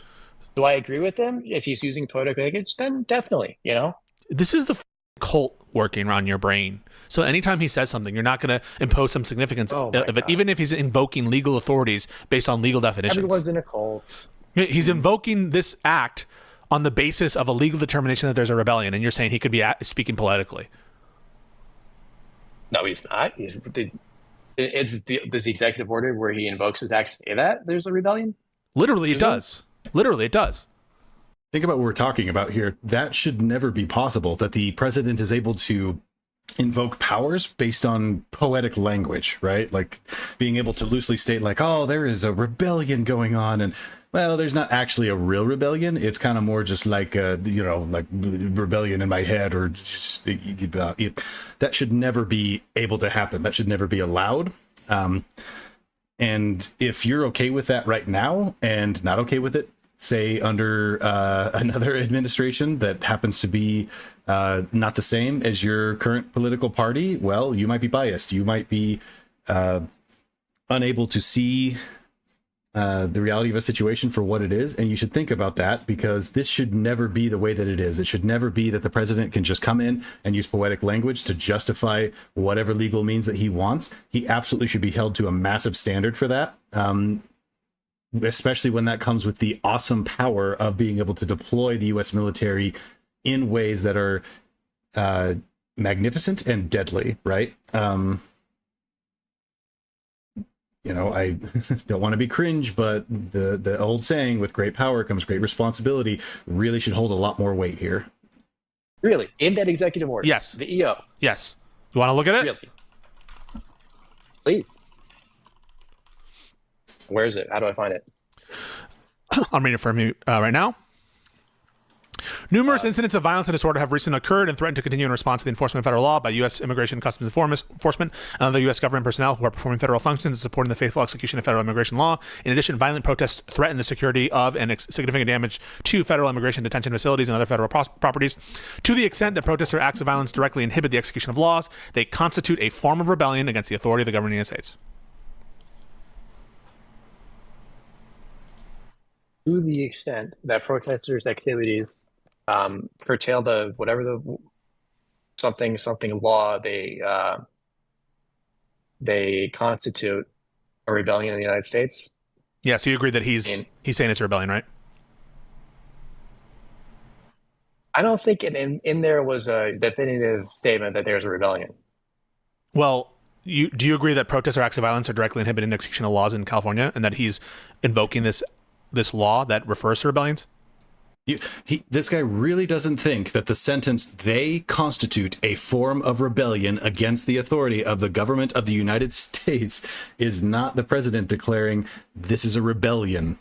That in an executive order, in an official document, like really, it's like what I was saying before. It's that typical narcissist juggle through of, oh, they didn't do that, or if they did, it wasn't a big deal, or if it was a big deal, you overreacted, or if you overreacted, it doesn't matter. I forget the exact details, but really it's just one thing onto the next, even though in front of his face, in plain language, like, he might not be reading it in front of his face right now. As a matter of fact, it sounds like he's not, as he was trying to juggle through the words there a second ago. And I would absolutely be this way if I was having a discussion with somebody and I hadn't pulled up the actual document yet.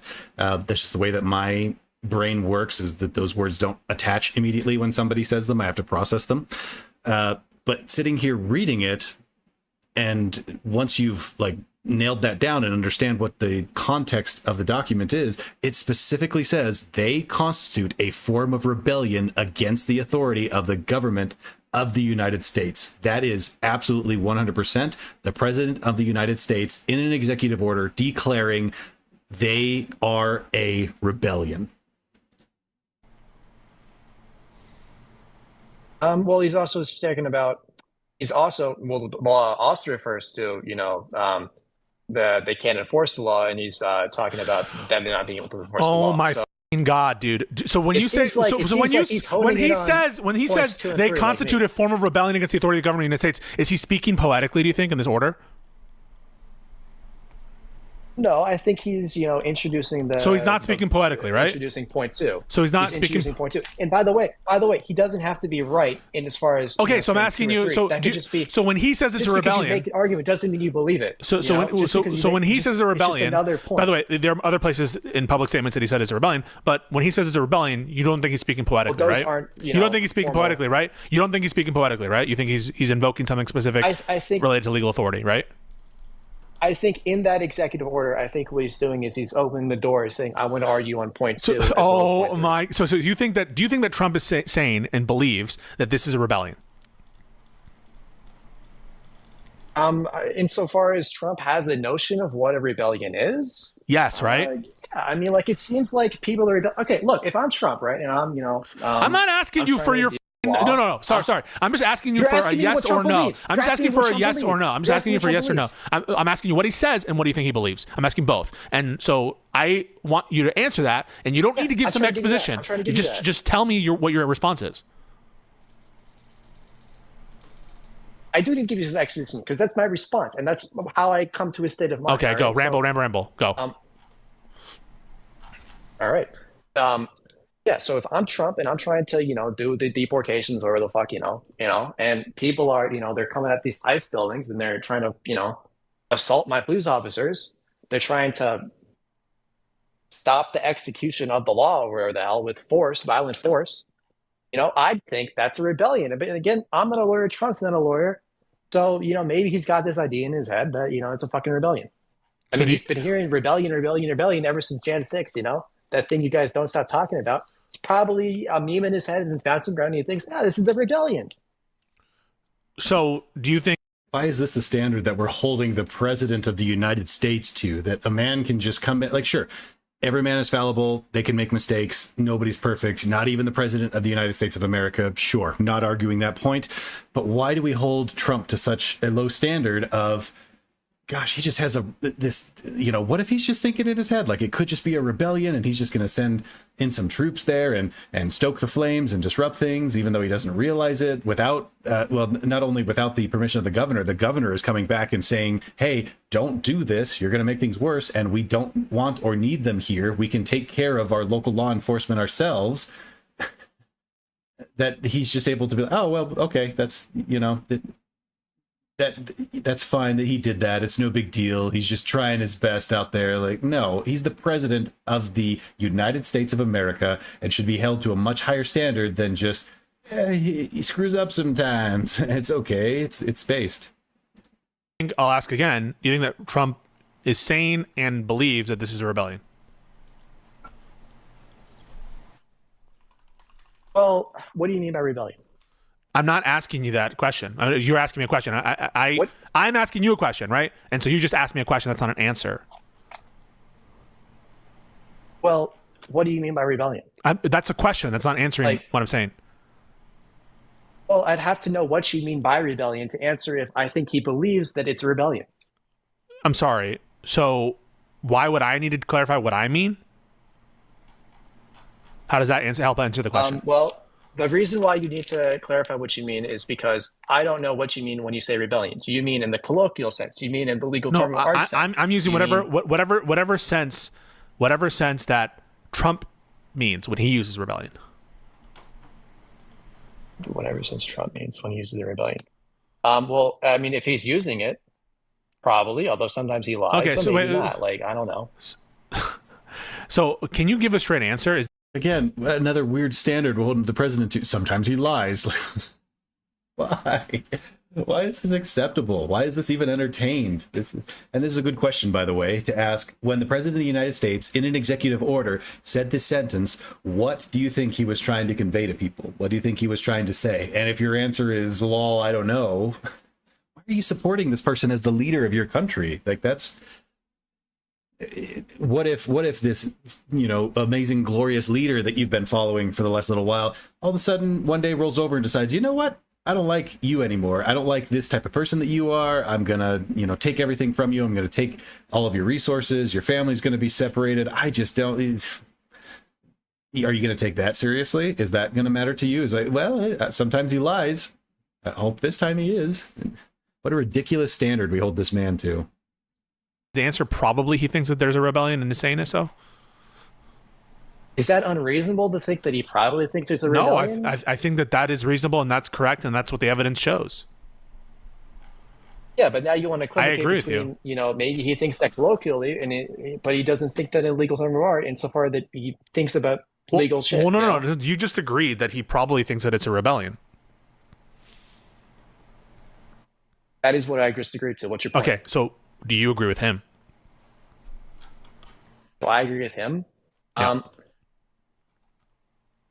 Colloquially, do I think it's a not colloquially. Yeah, I'd say so. So is Jan 6 a rebellion? Well, then that's not agreeing. So is Jan 6 a rebellion? So is Jan 6 a rebellion? Holy shit! Why with the Jan 6? What's so great about Jan 6? Be consistent. Yeah, I'm being consistent in that I'm not answering that fucking question. All right. Why? So why? Because it shatters you. Because it shatters you. Yeah. Why can't you just be? Right? Yeah. Why can't you be consistent then? Anything not to talk about, left. No. I've been talking. It's happening now. We've been talking. 12 years ago. We've been talking about it this entire time, but I just want to make sure you're consistent. Really? You just want to make sure I'm consistent? Yeah. Is that your Yes. attention behind this? Actually, yes. You want to know if I'm a consistent? Yes, that is extremely important. I know that this guy is playing this off as if it isn't, but that is extremely important for you to be consistent in your views and your beliefs. I think he's going to play this off as like, oh, I have to always believe the same thing and never change my mind. Like, no, you can absolutely change your mind. What I'm trying to point out here is not that you can't change your mind. It's that you have a different set of standards for situations that are more or less similar that have different political affiliations for them. I have demonstrated that you have a bias in here. And so why are you inconsistent? Why can you not be consistent? And in the heat of a debate like this, I can understand somebody not really being able to or wanting to answer that question. It's YouTube, it's nerve-wracking, it's a lot of people watching, fine.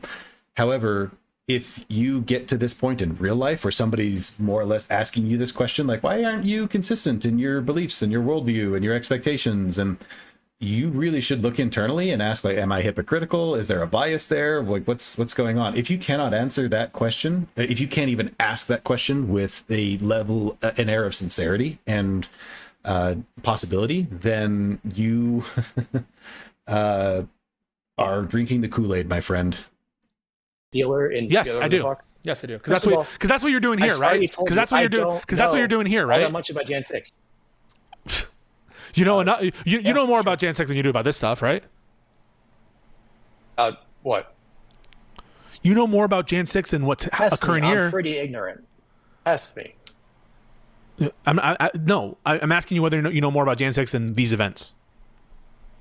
What does it even mean? It's a comparative claim. Oh like, I my know God, more about dude! I'm talking this to a than another postmodernist, thing. dude.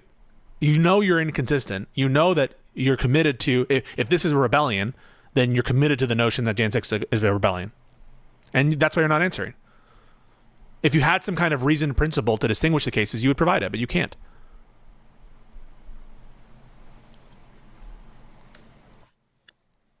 Okay, can we just get back on the point of what is even the point? What's the point of this if you're just going to go back to Jan 6 all the time? Like, Well, I want to show and you demonstrate got that people the rioting in the streets, they're burning down businesses, they're burning down wait, sorry, cars. What the they're fuck burning did the down car do? businesses. Can you show me where they're burning down businesses?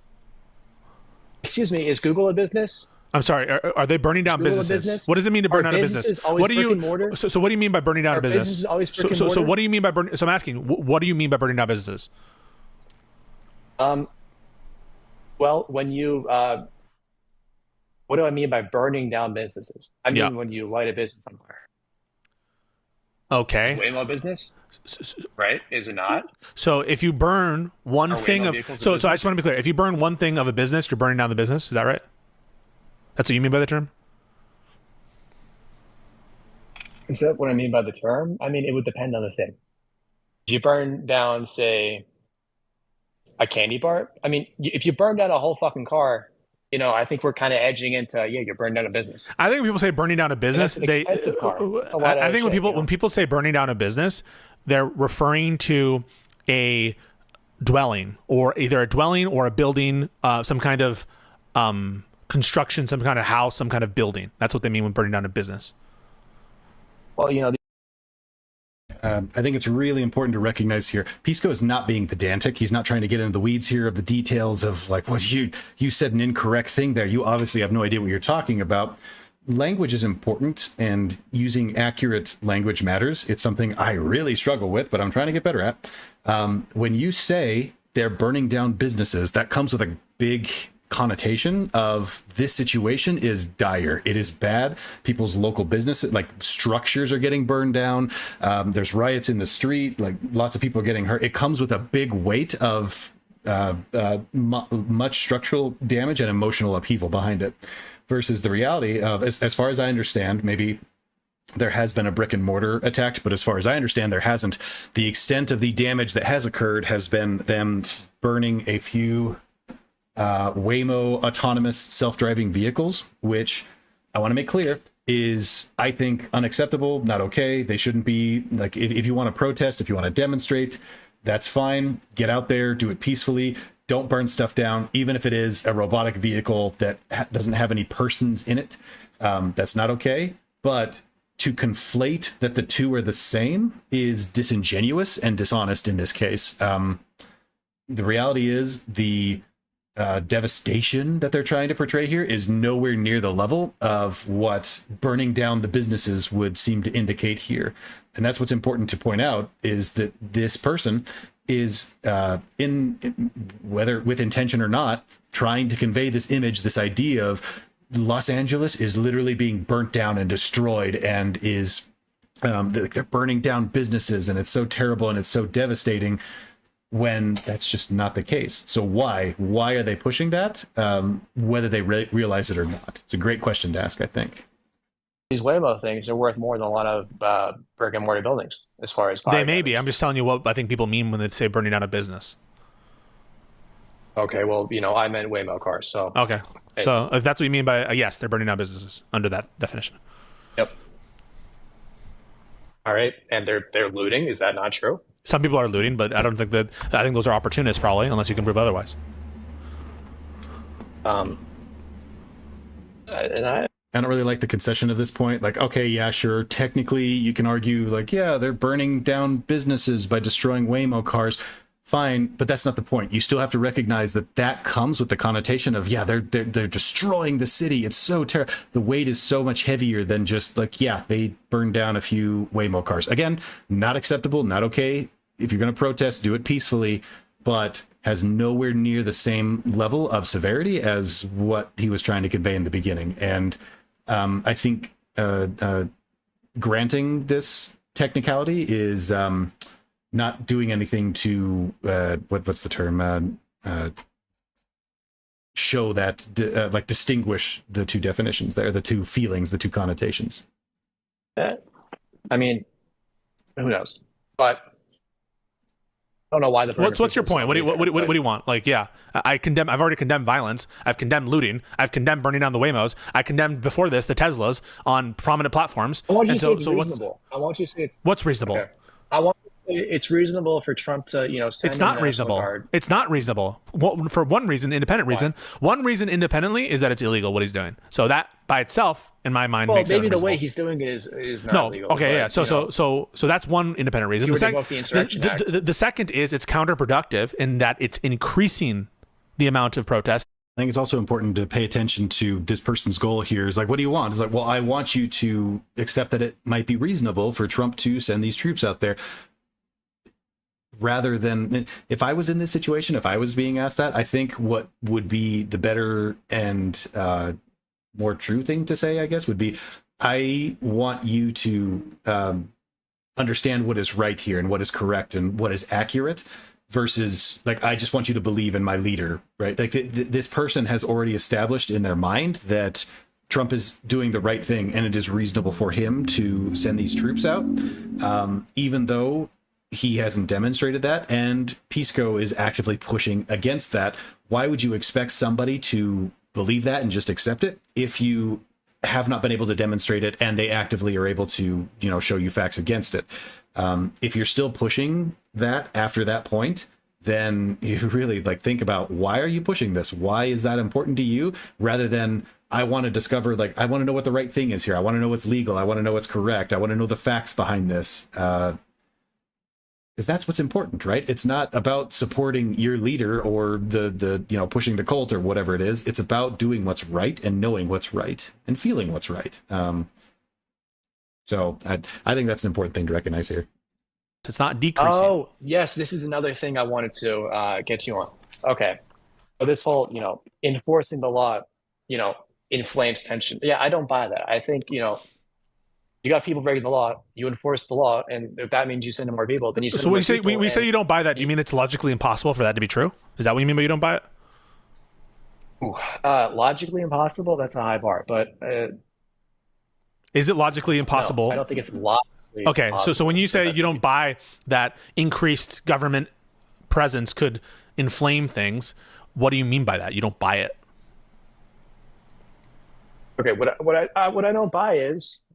What I don't buy is, why would, putting more people there to cause order be bad, right? I mean, don't you want... No, well, you said you don't buy something. What do you, I'm asking you what you mean by you don't buy it. Now you're asking me a question. Historical example. No, I'm asking you what you mean by... When you say you don't buy it, I'm asking you what you mean literally by that phrase. Oh, yeah, I don't think it's likely, basically. Okay. I think it's reasonable for Trump to... yeah, okay, so as a result... Why do you think it's not likely? Summer, whatever the fuck. Okay, well, the summer of love, right? You had all these protests going out of control, and then it stopped when Trump sent in the National Guard, right? Or the governor sent in the National Guard. So it was Trump. It was Trump himself in that context that withheld from sending a lot of National Guard units and federalizing some of them. Not always. There were some places where they were federalized, but on the rationale that getting direct federal control would inflame the tensions. That was one of the rationales. But, it seemed tensions inflamed themselves just fine without these, national people there. Well, you don't know if it would have been worse if he had done what he's doing now. So what he's doing now is before we had like 100 people around a nice detention center, but now when the news gets that he's invoking this authority, now they're spreading across the country. And that's somehow legitimate? Whether it's legitimate or not, whether it's legitimate or not, that's not the question before you. The question is it likely that Trump is inflaming the tensions? The answer is absolutely, of course he is. No, I don't buy that. Why not? And insofar as he's inflaming the tensions, you say he's not. You don't buy it. No, because you let people, surround and beat ICE employees in one city, they're going to do it in another city. All right. And you're going to have, more and more of these instances pop up. And so you got to nip in the bud now while it's small. But he's making it bigger. That's my argument. My argument is he's making it bigger. My argument is he's making it bigger. Your argument is he's making it bigger, but yes. How do you know? Well, yes. one is because of I believe the events in this case show that before Trump made his threats, before he talked about nationalizing, and before he actually nationalized, before he sent the Marines, this was quite localized. It was largely contained. It was not that many people. But after Trump is making this a big deal, and he's invoking these crazy authorities, more people's attention's on it, more eyes are on it. He's brought all of these people sort of their attention and the media's attention on this. And so by doing an all of government effort where you even have the military weighing in on it, you have Hegseth talking about it, you have everyone in the government talking about it, he is blowing up the importance of this event. And so because more eyes on it, more attention on it, it's causing more resistance in the sense that it's factually causing it. And I can see linear time, and what was a small scale protest that was localized in one area is now spreading across the country. And I think that I draw a reasonable inference that what he did in drawing all these eyes to it and bringing more attention to it is making them more, it's making more protests occur out of resistance. Well, okay. Well, I think by a similar token, people are seeing the resistance, the brave, National Guardsmen. And now I see Marines that are, coming against us strongly. And they're, fighting back against these. Stop changing the subject. The question is whether or not Trump's response is inflaming tensions. That's the question. Stop changing the subject. I think these leftist hooligans will be cowed. I think they will be cowed eventually. Okay, where's the evidence of that? Because it's spreading. No, it's not. Have you seen? It's actually quelled down since he's brought in these guardsmen. So you sure about that? They're planning now a big, humongous protest on the 14th. They're warning about it. A big protest on the 14th. Yeah, and then it's happening in other cities too, in other states. So you know it's going to be violent, do you? No, I don't. But you don't. Also, that's not changing the subject. How can you say he's inflaming tensions? That's changing. Another quick point. There's a lot of data and analyses that indicates in situations like this of civil unrest, when there are protests and civil unrest like this, by bringing in more firepower, by increasing the resistance from either the federal government or from the state, whoever, bring in more police, bring in more officers, whatever. If these protesters start to feel more resistance, it almost always escalates the situation. Period. It just does. People feel more threatened. They feel taken more seriously. They just naturally want to escalate the behavior when they face resistance, especially over something that they are actively protesting over. So anytime we encounter a situation like this, anybody who is in government or chief of police or in a position where they have to make the decision of, well, do we send in more units? Do we bring them more support in this situation, has to weigh out the balance of, will this escalate the situation? And the answer is almost always yes. And if so, is it worth bringing in more people to escalate the situation? There is a calculation that has to be done, and a point where you realize, like, okay, we have crossed a threshold here, and these, let's say it's a riot. These riots are expanding to the point where they are going to continue burning down the city if we don't stop them. At that point, they have to, call in SWAT or call in riot squad or whatever it is. And the idea is that you probably should quelch things, completely squash them out before escalating halfway, rather, because if you escalate halfway, then you would just put more lives at risk and more property at risk, because you don't have sufficient resources to actually suppress the riot that's going on. But you have also stoked the flames by increasing the number of people that are there and increasing the guns and the resources, whatever it is. But you should never flip that switch unless the situation is dire enough to call for it and will escalate enough on its own. And in this case, I don't think either of those hallmarks had been reached whatsoever. The LAPD had things handled. The protests were not very huge.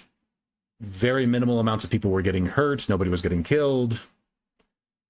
I don't think that that's a reason to, take the nuclear option and flip that switch. The subject. What's that?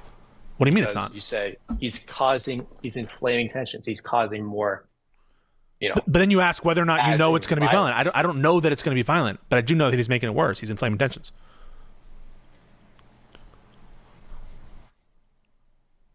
No, I think he's cowing these people who are violent. Like that's what he's doing. Okay, And, but they should be he's cowed. more information and more attention and a whole of government response and blowing this up and using the kind of mass like that rhetoric and saying it's getting people's jimmies riled up. You understand that concept? Riling up the jimmies? Yeah. I guess, but he's riling up the jimmies. He's rustling the jimmies. That's what he's doing. understand the concept of quelling a rebellion? I or understand that. quelling agitators or quelling. Do you understand that concept? Because it clearly wasn't at play in January 6th, but even put that aside, I understand that you can sometimes, and you agree with this, quote unquote, quelling. And furthermore, can we also acknowledge that this absolutely was not quelling a rebellion? This was not squashing it in any way. Trump sent 2,000 to 4,000, I think it's up to 4,000 members of the National Guard out to LA to, help protect government buildings and work with local police there on the riots. From my understanding, very few of them had orders. Very few of them had any sort of thing to do. They were really just bodies there in the area that were not necessary, were not needed. I think especially the Marines involved, there certainly wasn't any sort of specialized tactical reason to bring in Marines. This absolutely was not if it was him quelling the rebellion, if it were a rebellion and it was him quelling, what we would have seen is, they would have sent in these resources and it probably would have been pretty bloody for the first little bit. But once that was resolved, things would have been absolutely shut down. And like Pisco saying, there are more protests showing up across the United States after this event. So this really is he's not committing to the bit here. He just sent in enough to stoke the flames and not to quell anything, which in Trump's playbook is actually quite beneficial. It means more publicity for him. So Something can actually make it worse, correct? Yeah, but it could also sometimes just quell it. So, it seems like these matters. Yeah, but are here hard. it seems looks like like these matters are difficult. it looks seems like we should it's let inflaming people who are, tensions. Here it looks like it's experienced in law inflaming enforcement tensions. Make these decisions. Well, the people on the ground you're- said right? The LAPD said it made things worse. Yeah, no shit, because they're liberals appointed by liberals. Come on. You just the LAPD. First of all, the left Great hates Trump. the left hates the LAPD. I hope you know that, right? But these aren't rank and file. These aren't. rank and Do you file guys. do you These are agree just that the left hates the LAPD?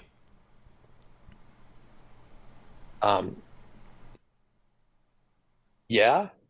Okay, But so these they're aren't not the they're rank not. and file So guys a who lot are of these saying it. a lot of these leftists, right, are literally attacking LAPD people. Yeah. It's bad. Can you say that? Okay, so when the LAPD says this made things worse, why don't you believe them? What do you mean the LAPD? What is the LAPD said? What The does that mean? chief of the Who LAPD, said? the head of it. Liberal appointed by liberal. Liberal appointed by liberal mayor. Okay, Come so on. we're not going to trust the Who police. hates We're Trump? not going to trust the police, right? Political appointee. We're not going to trust a political appointee. How about that? Is that better? Yeah. so Of a yes. liberal? Yeah, sure. I Okay, don't so trust you don't trust them. them. So Call me crazy. what would it take for you to be convinced No, I that? don't- it's not that I don't I'm asking. trust What police. would I have to show You're you? equivocating. What would I have to show you? What evidence would I have to present to you that Trump is actually making things worse? What would it take to convince you? A big historical analysis, a big analysis of, expert Okay. opinion on law enforcement saying, this and that. But it doesn't seem like you're an expert in law enforcement. I'm not an expert in law enforcement. Trump's got a lot of experts in law enforcement working for him, and we got this historical. you don't think the chief of police of the LAPD would more or less be an expert on law enforcement, or at the very least have a much better opinion, much more valuable opinion than you?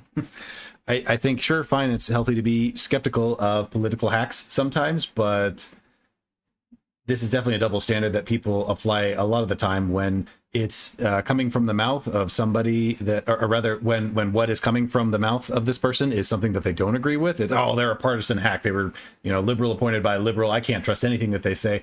But on the other side, the same thing happens just as much. Like, all the president's cabinetry, they're all political appointees. They, don't have to go through a perfect vetting process by any means, but you still seem to trust them implicitly. Like, even as he's saying, like, oh yeah, they have, tons of experts in the office for this. And yeah, all political appointees as well. So what do you trust? Do you trust the appointment system, or do you trust the experience and the intelligence behind a person and their record of whether they've been right or wrong about things? And clearly you're not willing to look into that because you don't care about the outcome. Yeah, it seems like they're itching. They're itching to use this. Protests. They're itching to use these authorities. That's why they've invoked these authorities. That's why they talked about it in Project 2025. That's why they keep talking about using the military on American civilians. That's why they're saying that we want military to be used for immigration purposes. They've already started using military for immigration purposes at the border. And so, yeah, I totally think that they want this to occur. That's clear from their rhetoric. And the LAPD seems to suggest that it made things worse. The point of fact is that the protests and the violence got worse after he made those announcements. It actually did. Then now that there are more protests spreading across the country, so in terms of the causality, the factual nature of it, what you have to argue somehow is that this would have happened either way, whether they did this response or not. But I don't think that's what the evidence shows. I think I'm convinced that had Trump let it die down a little bit, had Trump just let the state handle it, I don't think it's at all plausible that this would have blown up the way it has. I think Trump's trying to go to specific response, and that's what all the evidence indicates, in my opinion. We have a victory out of the Northern District of California. So overseeing the case is Judge Breyer. So not Judge Stephen Breyer, but his brother, who sits on the federal district court for the Northern District of California. And it's an order granting plaintiff's application, that is Newsom and the state of California, their application for a TRO. And remember, by the way, when I said don't necessarily read too much into the refusal to grant a TRO in that moment. Remember when I said that, guys? So this is why. Now, keep in mind, there's still other litigation that needs to happen, but I just want to switch over to that opinion real quick so we can react in real time to that opinion. So just give me 1 second to switch my source. Yeah, I think I might not really take much time to go over this. I think this is, older stuff from June 12th. My understanding is that, yes, there was a granting of a TRO. For anybody who doesn't know, that's a temporary restraining order from the federal district court indicating that Trump had to stop what he was doing and return the National Guard to the control of the governor.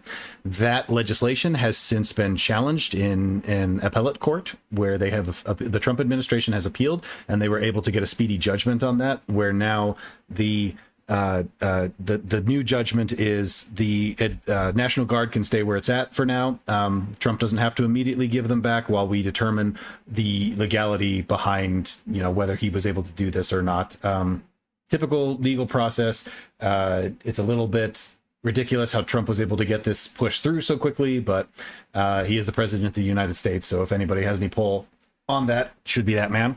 So it might not take too much time to go over this. I assume he just does this for the next. Yeah, a little bit. Okay.